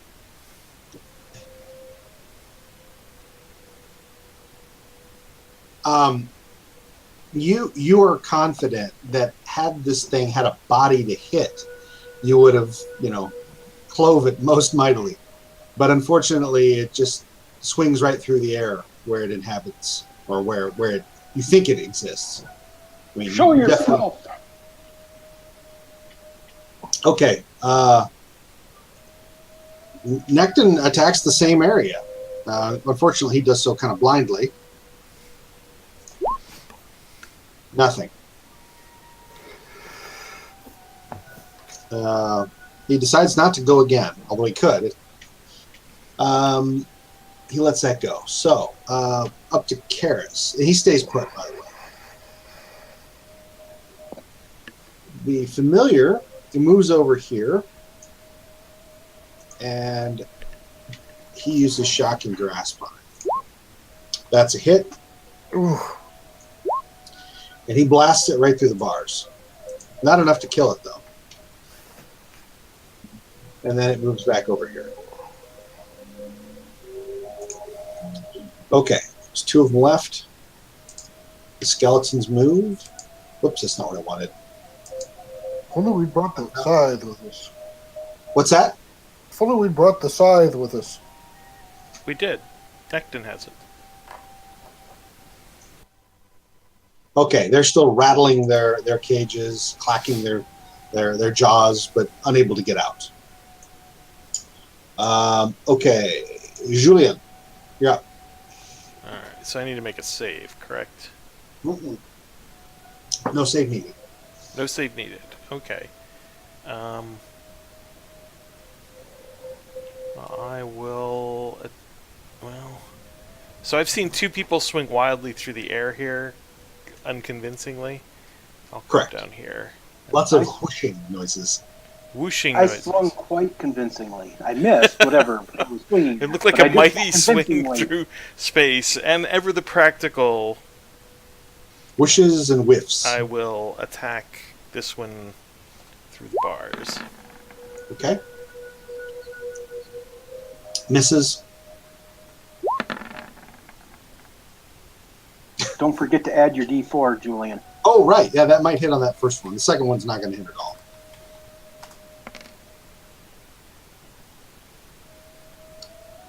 Still not enough. Sorry. Okay. Actually, he doesn't get the bonus anyway. No, where was it? Yes, it was. That's right. Okay. Okay. Let's. Karis will have to make a save. Oh, bad. Get advantage. She's good. Okay. All right, Piccolo, you're up.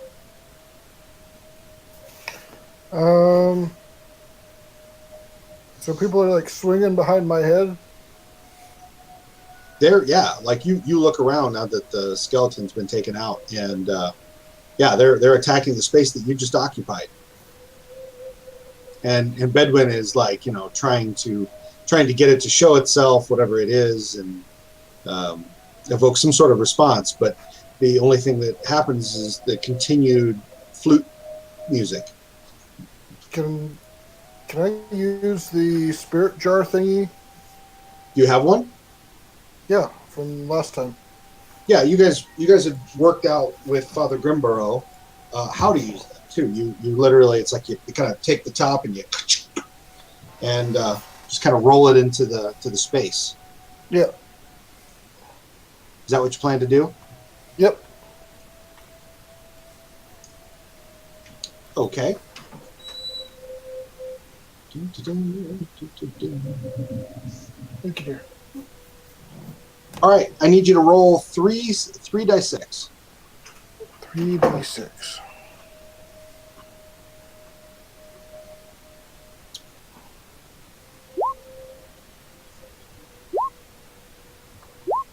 Oh.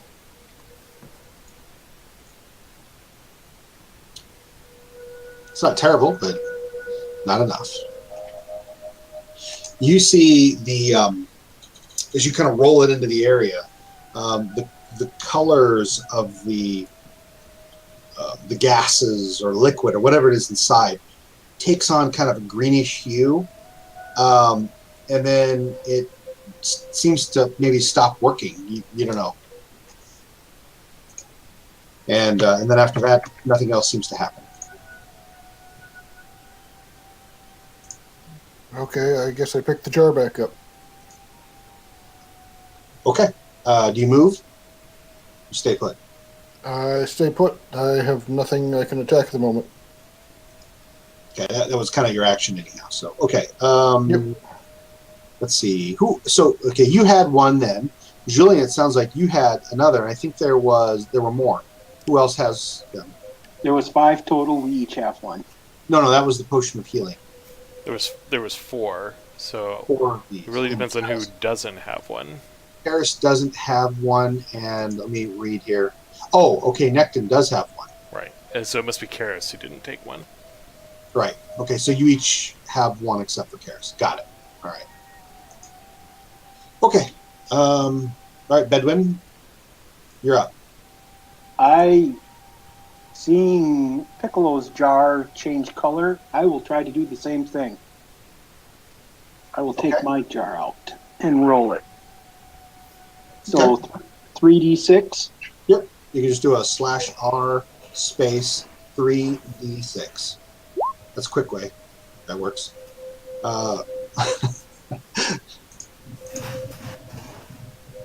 Okay.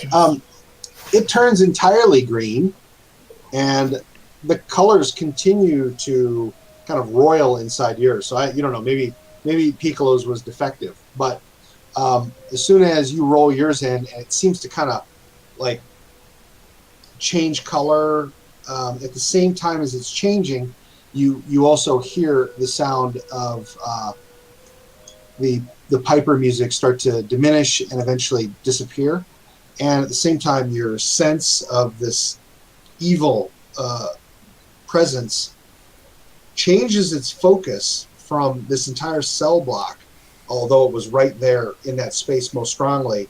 Now that sense of evil is all focused in that haunt siphon, which is right there on the ground. Okay, I will pick it up and... A few moments later, the evilness in it seems to abate, but the color still is green. You recall Grimborough making brief mention that you can use it to cause damage to physical creatures after you've absorbed the essence of a haunt. Okay, I will put it Just in. throw it at them. I will put it in my pouch. Yeah, basically, you have a grenade at this point. A ghost.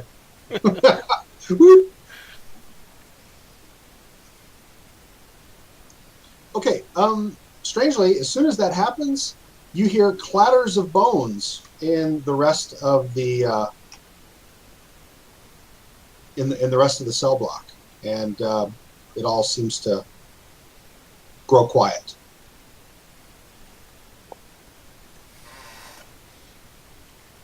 Okay, I'd like to go get my daggers. Yeah, they're back over here, on the other side of the cell block, or the other hallway of the cell block. It's weird. It won't let me. I can't even drag my character through walls. Odd. Okay, you pick up your daggers. All right. I'm whole again.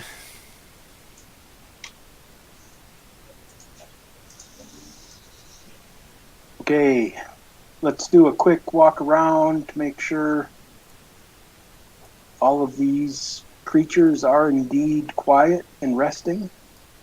Okay, you open up all the cells. Well, we'll probably leave them closed. You peek into them. Okay. Poke them with a stick. This door right next to you, Bedwin, is a door, not a cell.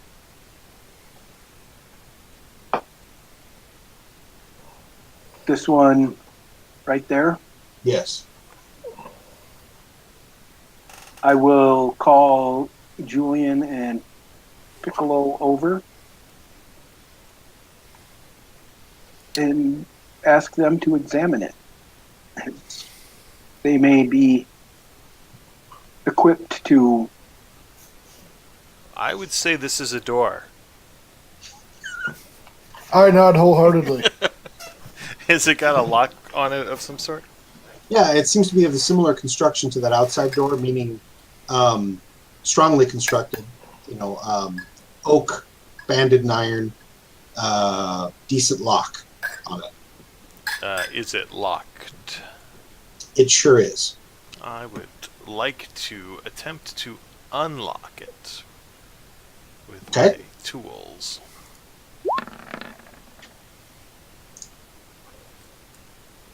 Unfortunately, you're having some trouble with it. Doesn't seem to want to come open. I just kind of gesture him out of the way.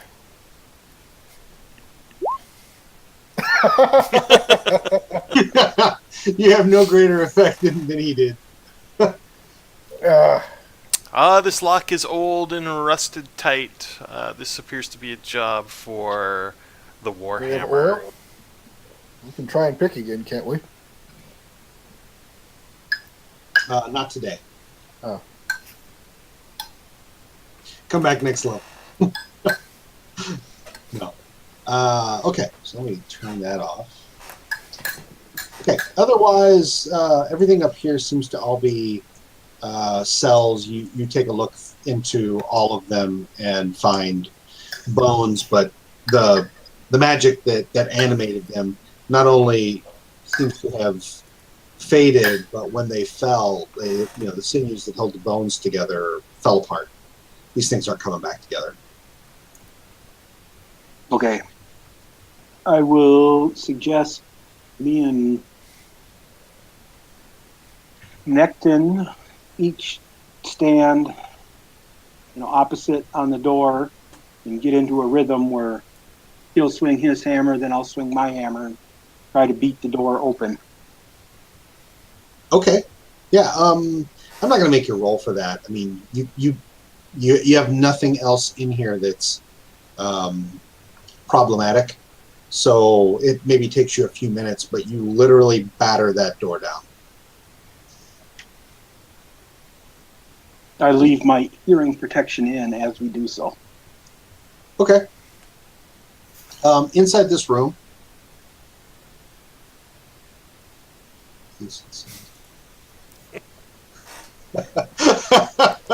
I wore this uncomfortable hunk of metal up my ass for 5 years.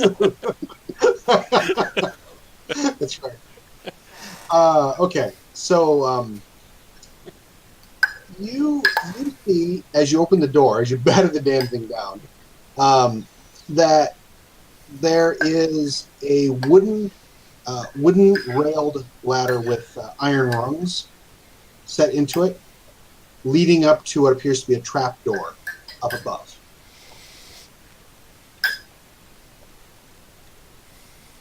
Do we want to go up to the roof? Yes. Okay. I will carefully test each rung as I climb my way up. Okay. It's sturdy, solid. And then climb out onto the roof. Okay, you encounter resistance as you try to lift the trapdoor. There's a latch on the inside. You get that taken care of. But when you lift it, it feels like there's horribly heavy weight up there.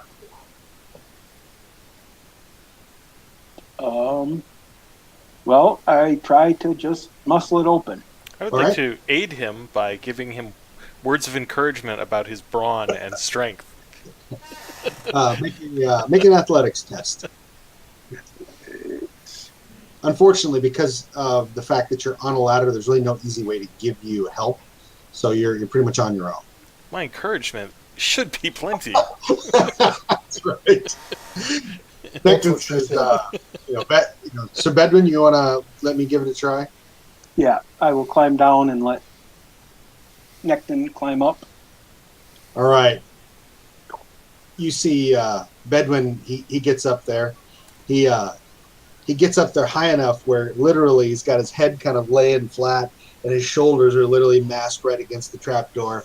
And you hear him kind of inside of his helmet. He's like, finally he just slowly lifts up. Rubble kind of starts to kind of fall in from around the edges. Enough at first just to kind of give him some respite. And he takes another stab at it. And finally the whole thing just kind of, you hear rubble shifting and moving off of this thing as he pushes the trap door back. And he takes a moment kind of panting as that happens. However, a moment later, you see he is immediately harried as a loud buzzing noise seems to emanate from above. And he's quickly like, oh, crap! Bedouin, throw me my shield! I throw him a shield. Okay, and he tries to work his way up above. Go ahead and roll initiative. We're just going to stay right here on the map, though. I don't want to keep moving around. So are you next up? That's amazing. Let's see here.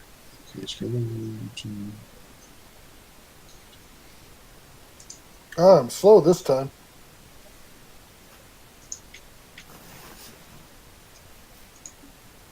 Hang on here. Wait a moment.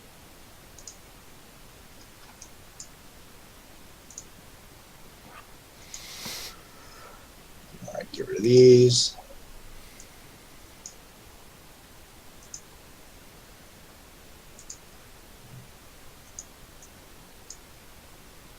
Okay. Let's see.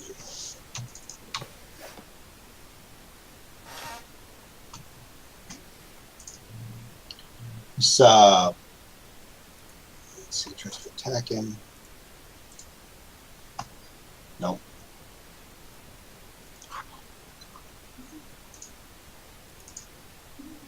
And nothing. You see what looks like another one of those winged things kind of hovering around his head, and he's trying to slash at the thing. Julianne, did you roll initiative? Did you roll initiative, Michael? Yes. Okay. You're next up, and you're kind of at the bottom of the ladder. I'm guessing Bedwin probably is, on the ladder directly below Necton. But you can kind of see it's about half obscured, but you can kind of see what looks like another one of those things you fought on this floor. Okay. Is there any way to get around and up? Not so much. You might be able to throw something. That'd be about it. All right. I'm gonna whip a dagger at this thing. My apologies for anyone in the way of said dagger. Right.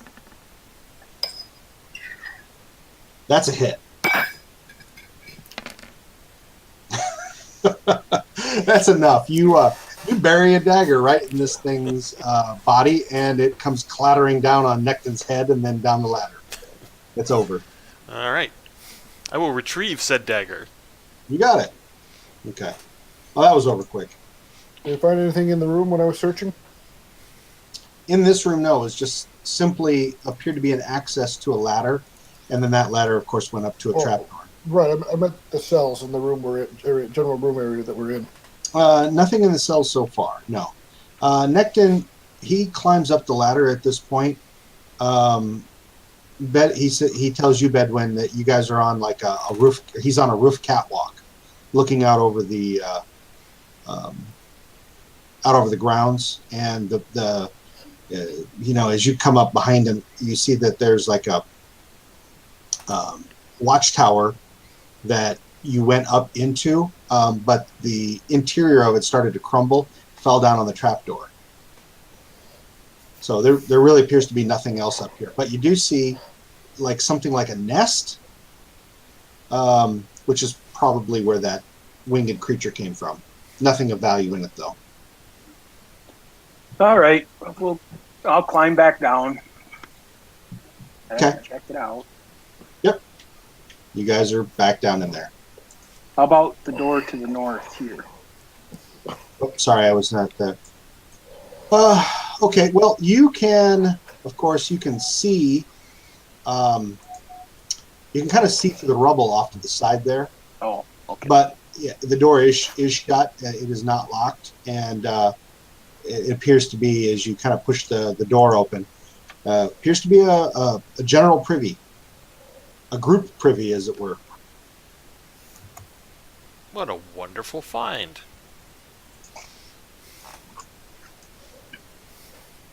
Okay. Well, let's look for stairs going down. I'm gonna peek around. Like, what's all over here? Okay, so over in that section, here.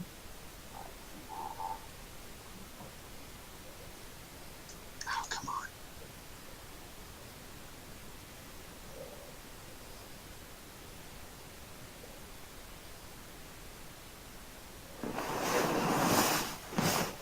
This appears to maybe have once been something. Oh, wait, hang on. Do I get this right?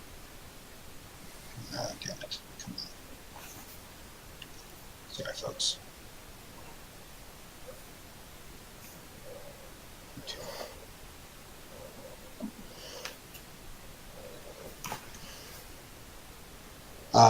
The wooden benches that once lined the large hall are now rotted or turned over on their sides. Weakened by fire, the entire eastern wall appears to have collapsed away, creating an unintended entryway to a wooden deck beyond. The view of the lake beyond it would be beautiful if the silence weren't so eerie.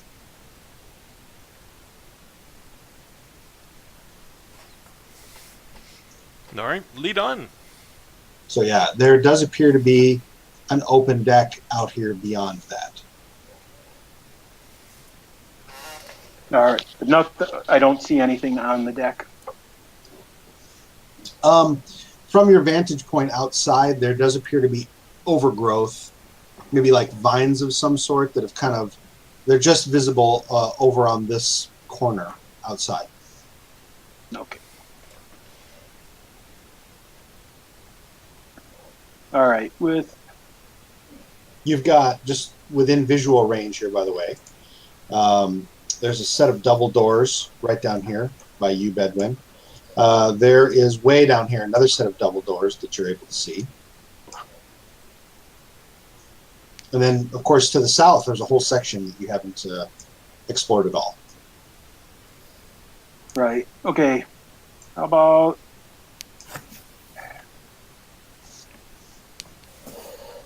what do you guys think of these doors over here, starting here?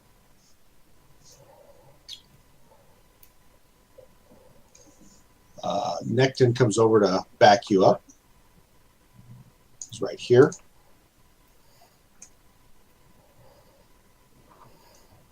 You definitely see there's a lot of overgrowth out here on this out on this balcony,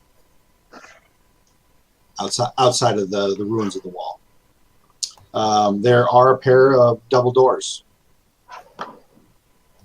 They look like they're warped from weather and age. Might be a little bit difficult to completely open them, but perhaps not too terrible. Okay, if nobody has any objection, I will attempt to open them.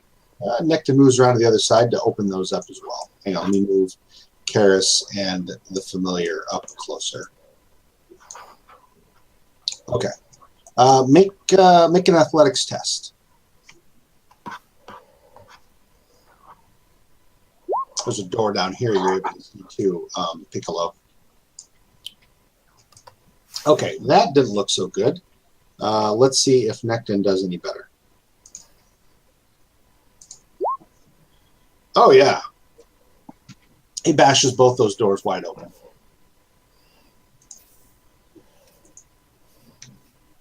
And you peer into what appears to be a kitchen of some kind. You also see a door at the other end. Piccolo, are you wanting to open that door? Will he push the big, red, shiny, candy-like button? Knock on the door and listen first. Nothing. Is it locked? No. Appears to be another small privy. Oh, this place is full of shit. It's all dried up, though. There is another door down here. Right. I will move in and attempt to open it. Put my shoulder into it. I have to show that. Come on.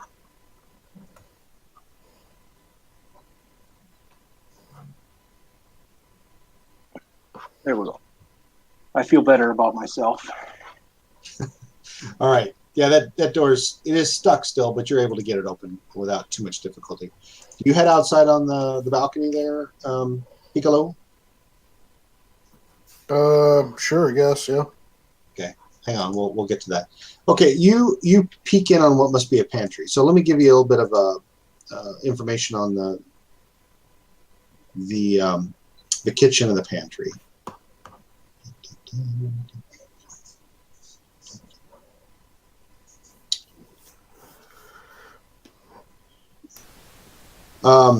The kitchen you're in, you can see that there was once a large hearth and a prep area, etc.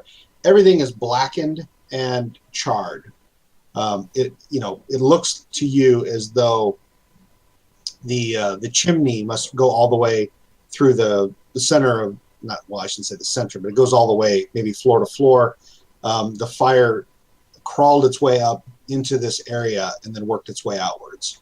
So this is definitely the epicenter of the fire that hit the second floor. But yeah, and the foodstuffs that are in the pantry are all blackened, and what may have been left is all, rotted into dust. Nothing of value. Okay, I close the door and start heading back out. Okay, give me a moment. Where did Piccolo go? Where did I see you? Ran off somewhere. Oh, there you are. Okay, you came out over here. Nope, you came out over here. I saw you move out there. Give me a moment.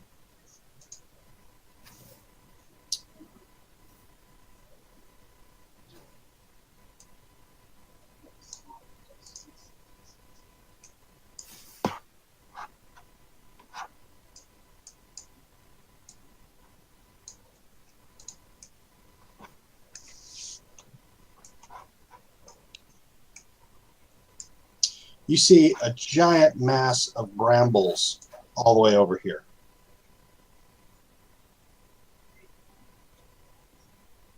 That's a pile of nope.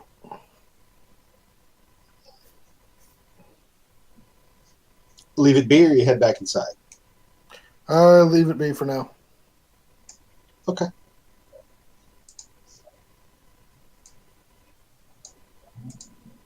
All right. Okay. What else do you guys do? I will come back up here. And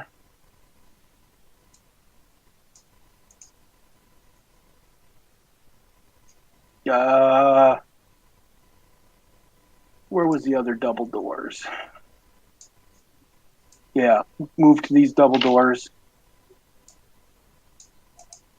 Okay. Necton tries to force them open. That's enough. That's all. And that's exactly what you needed. Okay. You are looking inward on what appears to be a landing and a set of stairs that go down.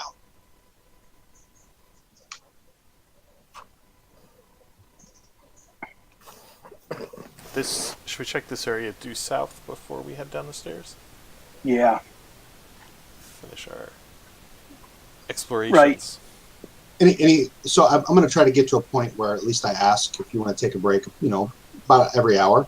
Does anybody want a break, or you want to just charge ahead? I need another drink. It'll take me 2 minutes. Sounds good. I just need to run and get one as well. I am well supplied with the girlfriend having brought me provisions. Better not be Haga.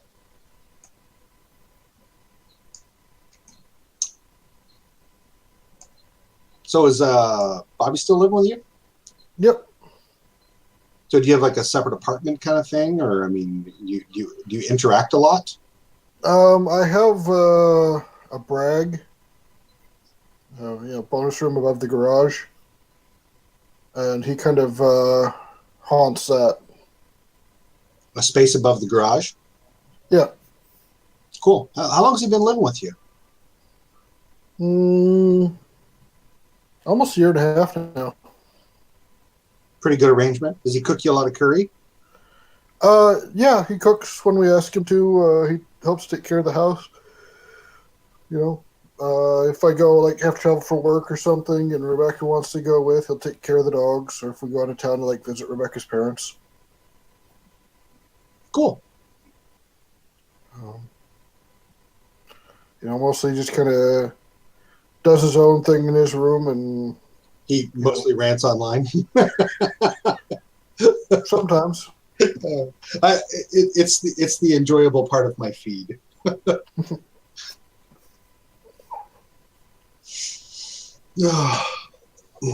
Actually, I probably had enough. Otherwise, I'm going to start getting super loopy.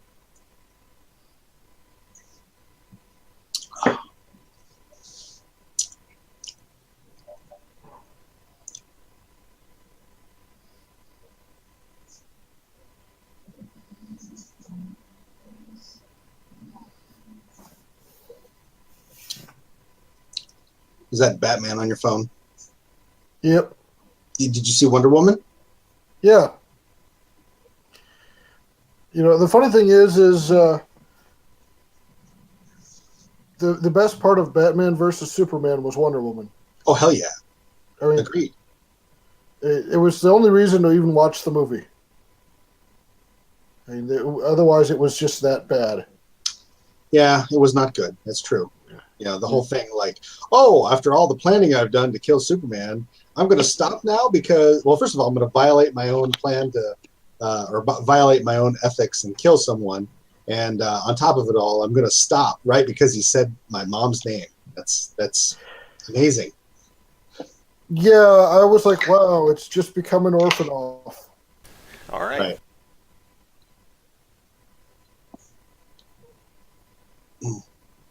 We were just debating the lack of merit of Batman versus Superman, but except for the piece with Wonder Woman, which, if you haven't seen it yet, definitely the best of the DC films so far. Yeah, I was like, wow, okay, so DC's maybe not completely dead to me, as far as movies go. It really loses or makes me lose nerd cred, but I am not a comic book fan. I haven't read them since I was a teenager, but I did watch John Wick 2. That was very good. Oh, man. Okay, speaking of which, have you guys seen the little YouTube video that's been going around about Nerf John Wick? No. Hilarious. It's really hilarious. That was great. Which is great because I identified at least 3 different Nerf rifles and shotguns that my kids have. Yeah, I was like, wow, that's some serious nerfing. That's that guy's got some serious nerf skill. It was good. It was good, especially when he catches the Nerf bullet out of the air and then smacks it inside of the guy's head. It was hilarious.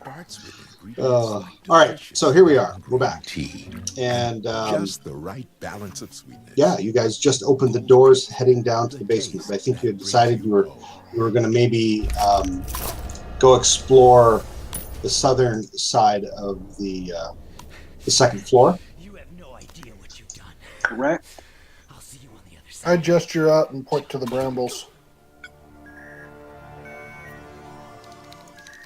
Yeah, so Piccolo is pointing out in this direction, the rubble out here. He stepped out to get a closer look.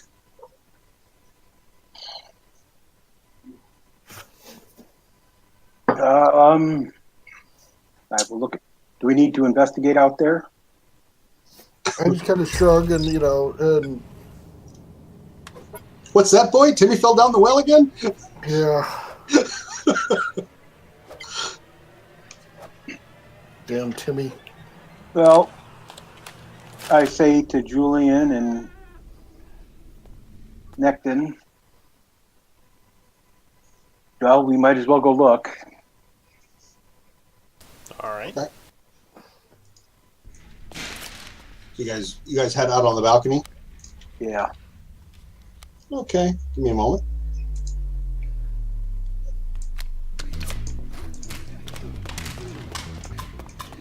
Let's see.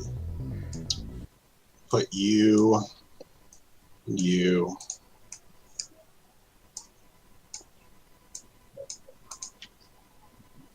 I'll just kind of put the others of you kind of out here. You're kind of in the area, but not right there. Okay, so and give me a moment. I'm gonna.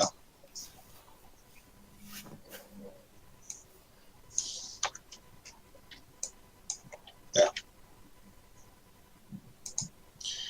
Okay, so yeah, Piccolo, Necton, Julien, you're out here kind of on the edge of this crumbling balcony. It's the fire along with the weather has destroyed this whole wall that you just stepped out through, the rubble. It also seems to have destroyed quite a bit of the second floor, although the parts that you guys are standing on seem to be pretty solid enough. But over here, there seems to be quite a bit of overgrowth. It seems to have grown up on this side. In fact, it runs all the way down this side of the building, all the way down to the first floor. Like ivy that grew up on this level, and then, but it's in some places 2 to 3 feet deep at least. It also grows up a bit onto the side of the building, up onto the edge of the roof.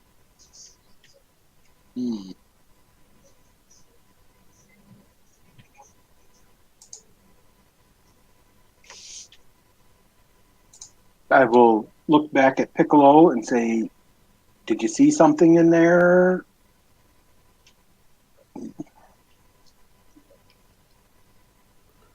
Yeah. I just kind of like gesture like, what the hell? Why is this here growing from the roof? Kind of, gesture up of the roof, point how it's draping down. Like, All right. I will swap my warhammer. I'll put my warhammer away and pull out my longsword and step up and start poking at it. Okay, let's see. You guys are 10, 15. Okay.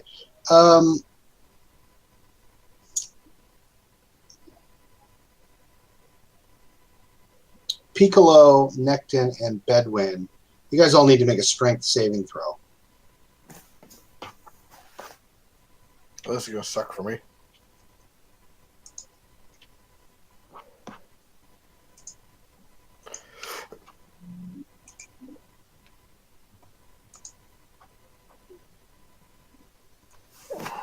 Do we get our 1d4? No, it's over at this point. Oh, all right.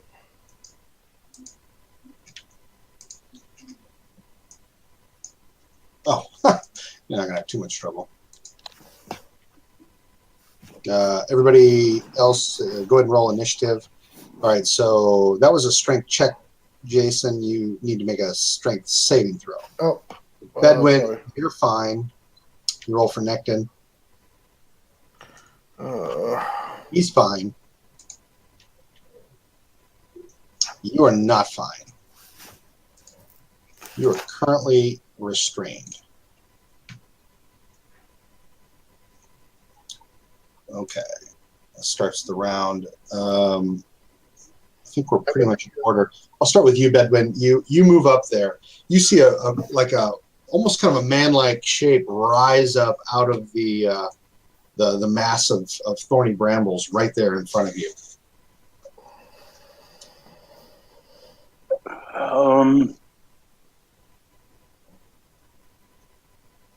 It's kind of man-like shaped, but it appears to be made of thorns and vines, making the shape of a man.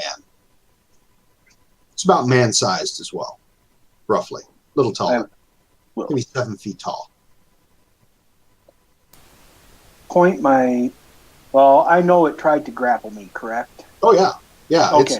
These vines kind of shot straight out from the mass here and reached as far as Piccolo and snagged him.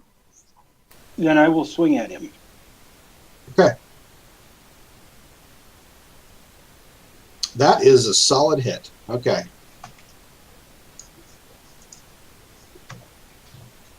Okay, do I roll to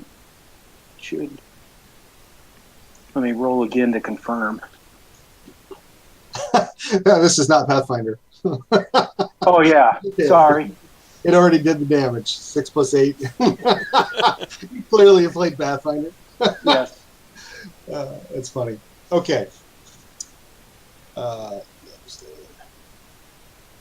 Okay. We're back to the familiar. He's going to move up to help like Nectin or Julien, whoever gets there. Julien, you're up. Was it the brambles just out of these giant piles of brambles that came out, or was it something that came out? They literally came out of the mass of all that and streaked towards Nectin, and there's several of them, as well as people. So they actually snagged him. So from looking at it, it would appear like there could be more if I move into its range. You believe so? Okay, I will throw at it then. Okay. Because I do not like being restrained. Oh, it's definitely engaged in combat too, so it is distracted. Oh, that's a solid hit.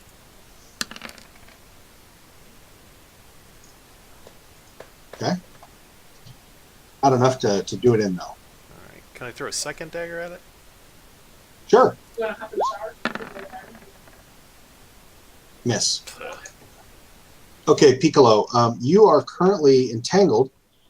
If you'd like to be able to move and get out of those, you're going to have to make on your use your action and make a strength check. We didn't roll initiative, did we? I'm sorry. Were we supposed to roll initiative? Yes. Did you not?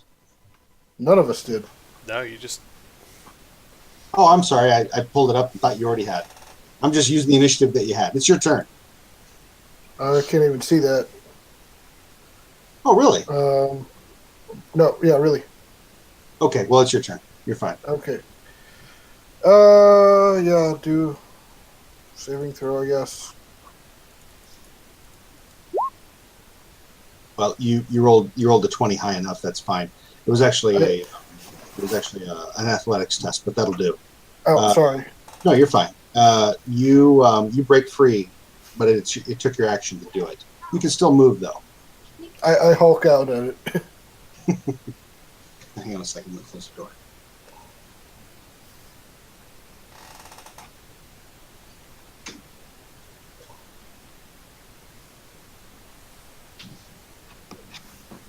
Okay. You are no longer entangled. All right, Karis is going to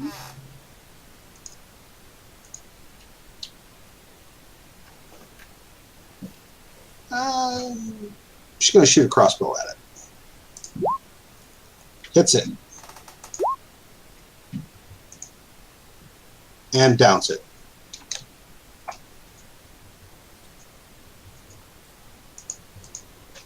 The vines that were thrashing around trying to grab people, they go limp.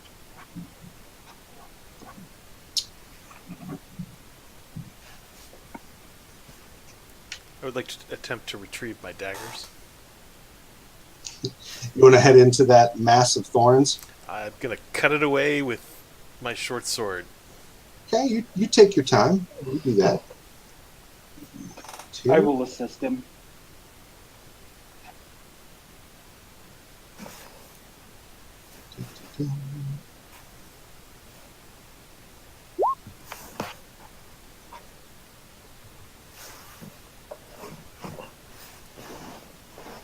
All right. You asked? Should I look at that? When do you guys get time? Julian, as you're cutting away, going to get your dagger, you see what appears to be leather, kind of like strips of leather, maybe like under a bit of bramble. As you kind of use your rapier to move some of these vines and thorny vines off to the side, you do see what you think is bones and strips of rotted leather armor. And you see what might be a rusted weapon or two lying among it. But what most catches your what do you got there? Jack's got a robot. Oh, nice. He built. It's a little blurry there, kiddo. Lego? Is it a Lego robot? Yeah. Okay, nice Lego. But among it, you see what looks like a leather pouch. All right. The side of it's kind of rotted away, but you do see what looks like coin. Sweet.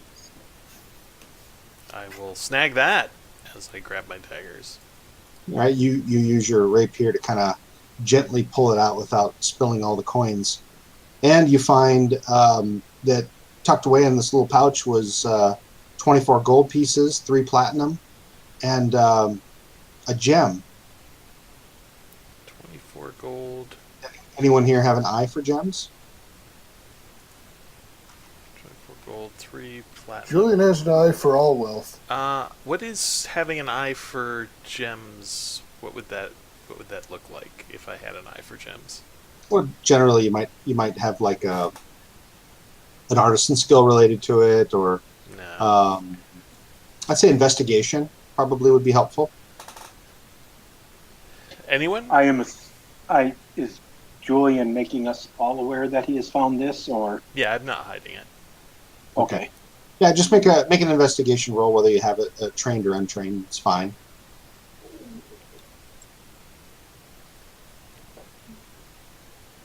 All right. Whoever wants to. Oh, nice. Yeah, Julian, you're trying to kind of clean this thing off from all the grime that was on it, and Bedwin's looking over your shoulder, and yeah, you think you've got. It's not a terribly high value gem, but it's a citrine that you think might be worth, 50 gold. Nice. Okay, I will entrust brave Sir Bedwin with the loot. And by the way, I never did get around to this, Michael, but the set of clothes that you got in the package from your mother contained a gem worth 200 gold pieces. Oh, mother!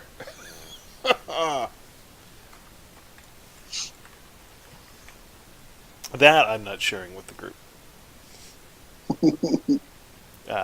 Okay. So there was how many gold? 24 gold, 3 platinum, and the citrine. Worth another 50. Speaking of which, I purposefully created a journal entry for you guys to use for like group loot, if that's what you wanted to do. That's the protagonist's journal entry. Use it for however you like. You can, Yeah, add journal note the day. You can do whatever you like there. group loot I is will. fine with me. I don't remember. I have some vague memory of Karis robbing us, but I might be thinking of a different game. I will add the group loot to the protagonist sheet. Okay. At the end. So I'm not. All right. Okay, so yeah, that seems to be all that's out here on the balcony. All right. Okay. We will head back in. Okay. I am.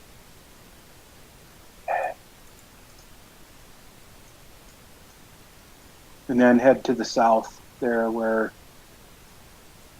Yeah. Go from there down south. Okay.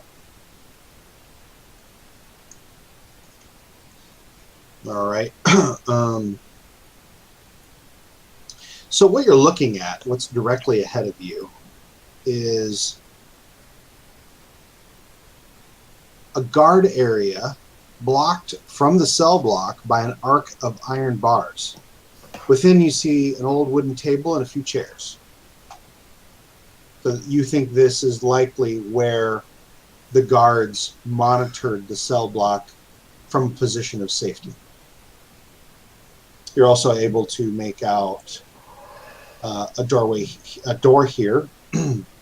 I'm sorry. This is actually a set of iron bars that's still unbroken. Over here, you can see the other side of the door through the iron bars. Basically, there's a doorway that lets you into this area, and then there's a door on either side of the table that leads to another area. You can actually see through this set of bars. By the way, I should have set this up so you can see it better. You can see through there from here. It looks like a larger cell than most. Okay. I say we come over to this door and try to open this door to investigate this area first. Okay. You get over here. You see it is iron banded oak, and it's locked. So maybe those of us with that particular set of skills. Yeah, Necton moves aside. He's like, that's not me. Okay. There's, by the way, I guess I'll do this too. This is these are just cells down here as well. And I assume the skeletons I see in there are not animating. They are not animating, not moving. Okay. Okay, so Julian, you're gonna see what you can do with the door. Looks like Piccolo gave it a shot. Oh yeah, okay, all right. One way or the other, you two get the door open, and now you're in that, or you're able to step foot into the next room.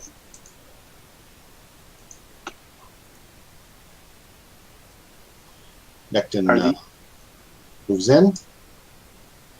So are, you don't really see anything other than the two chairs and the table.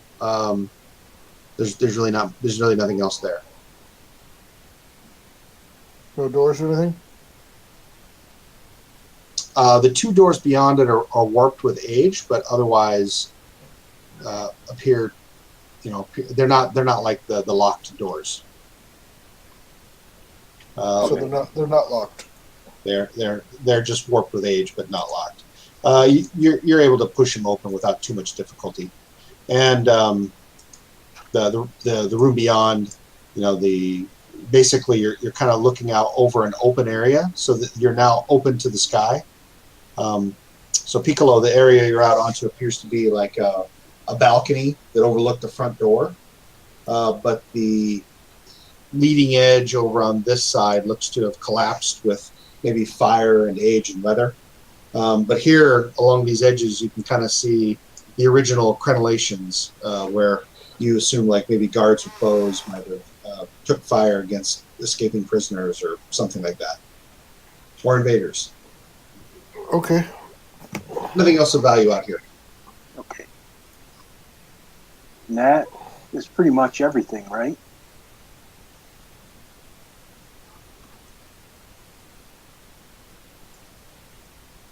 Looks like there's I think- some cells over. Are these just?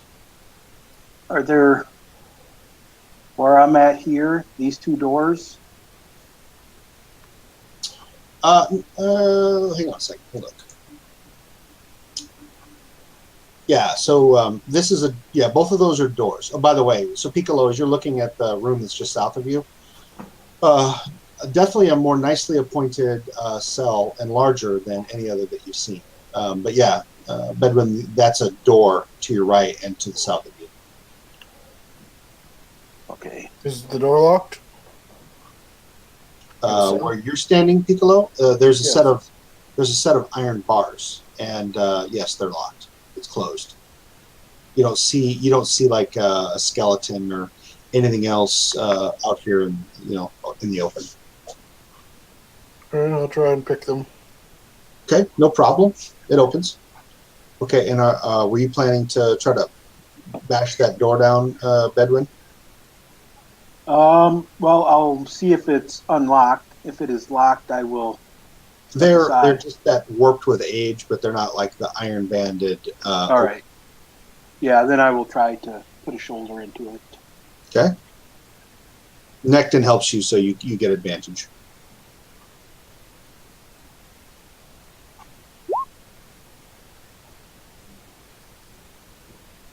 And that does the trick. You're able to open that up.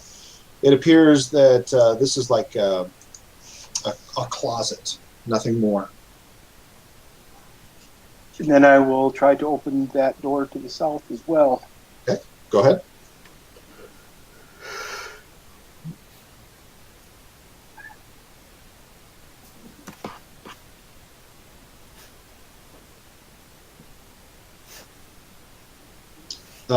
You want to roll again. He's going to help you.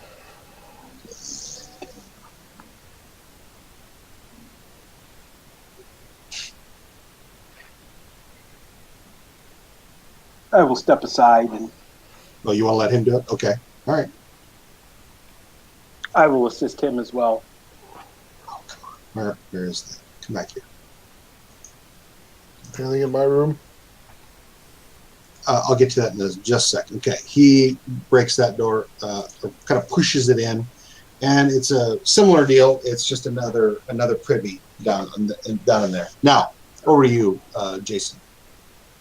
Piccolo enters the room. You see that there is like a small almost like a small writing desk next to the bed. Laying in the bed are the moldering bones of a prisoner, but he appears to have maybe had like robes, a marked difference from some of the other prisoners that died in here. Also, there's writing on the table, like some wet or what do I want to say, parchment that's been wet and dry over the years. Some of it might be somewhat readable. Okay, try and read it.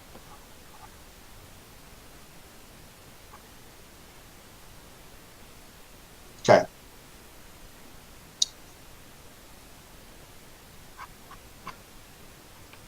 You also notice, by the way, one other thing about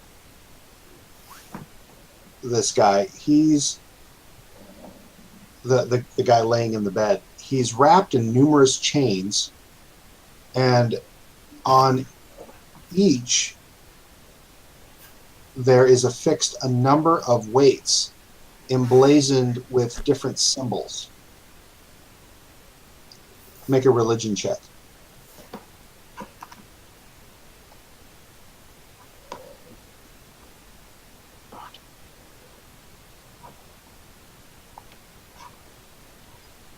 You see Pharasma, Iomade, Desna. You can't remember his name. Maybe Gazra, the god of the sea. Multiple other deities that you just don't know, you can't recall, but they're all like weighted around like this skeletal figure's neck, and it looks like he just laid down on the bed when most of the people probably died of smoke inhalation on this floor and just probably suffocated while these weights just kind of weighed him down.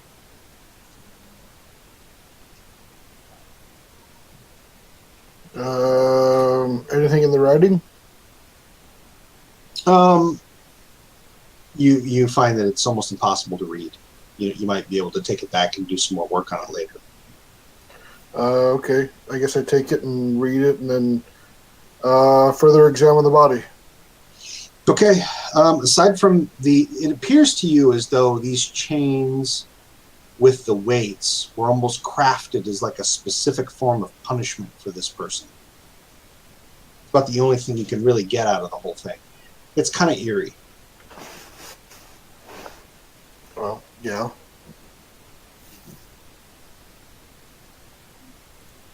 Hmm.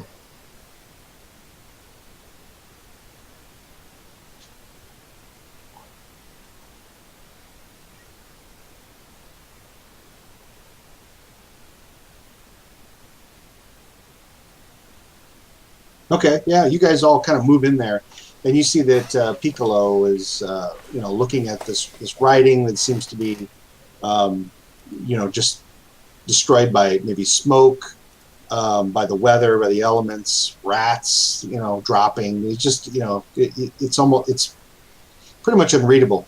But what's more interesting is the skeleton laying on the bed, for sure.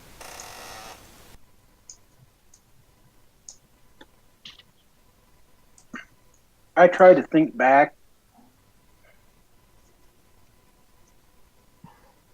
Unlikely, but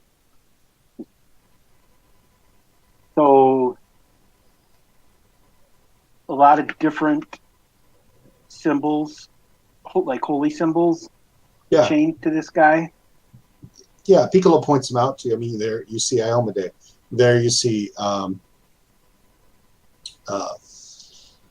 Pharasma, Desna, Gazra, dozens of others, many of which you don't even recognize. They're all, each one is on a chain that probably, the chain itself probably weighs a few pounds. The weight probably is another 2 or 3 pounds in and of itself.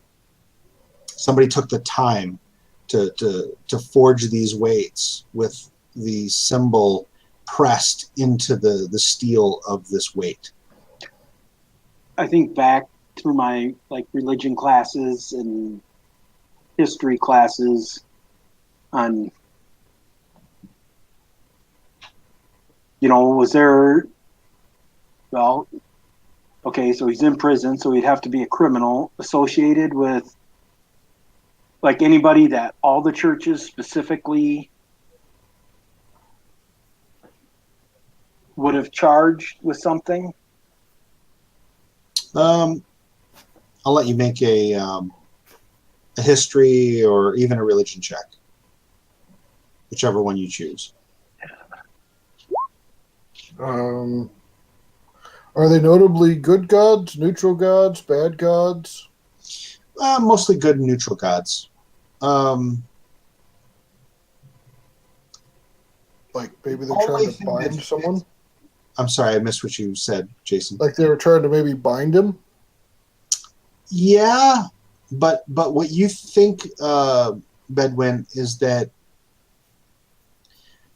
it doesn't. I mean, this would be an extreme form, but if this guy was maybe like a false preacher of some kind, especially, although what's crazy here is that if that would be the case, I mean, he would literally have falsely preached under dozens of in the name of dozens of gods, which would take somebody of particular intelligence and, if not knowledge, then just the ability to be deceitful.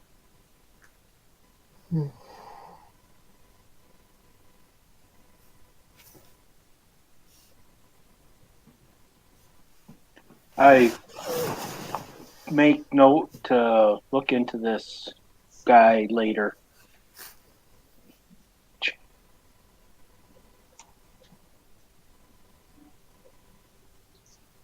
But he does not appear to, like, there's no immediate threat. There's no threat from him. So I say we The skeleton laying there with all these chains and weights around it. That's it.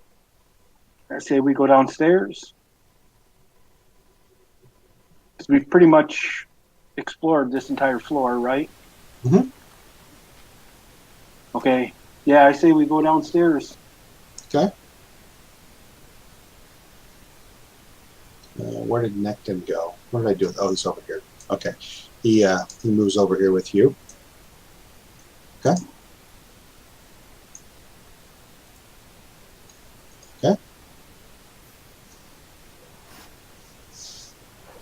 Julien, Piccolo, what about you guys? Yeah, I'll follow the gang. Yeah, I if there's nothing else in the room, follow. Okay. All right. So you guys all head up to the entrance to the set of stairs heading down. Okay. We have about 15 minutes left, but you guys just cleared a floor. It seems like a good place to maybe take a break, maybe stop for the evening. That works. If you guys want to continue on, I'm game. It's up to you.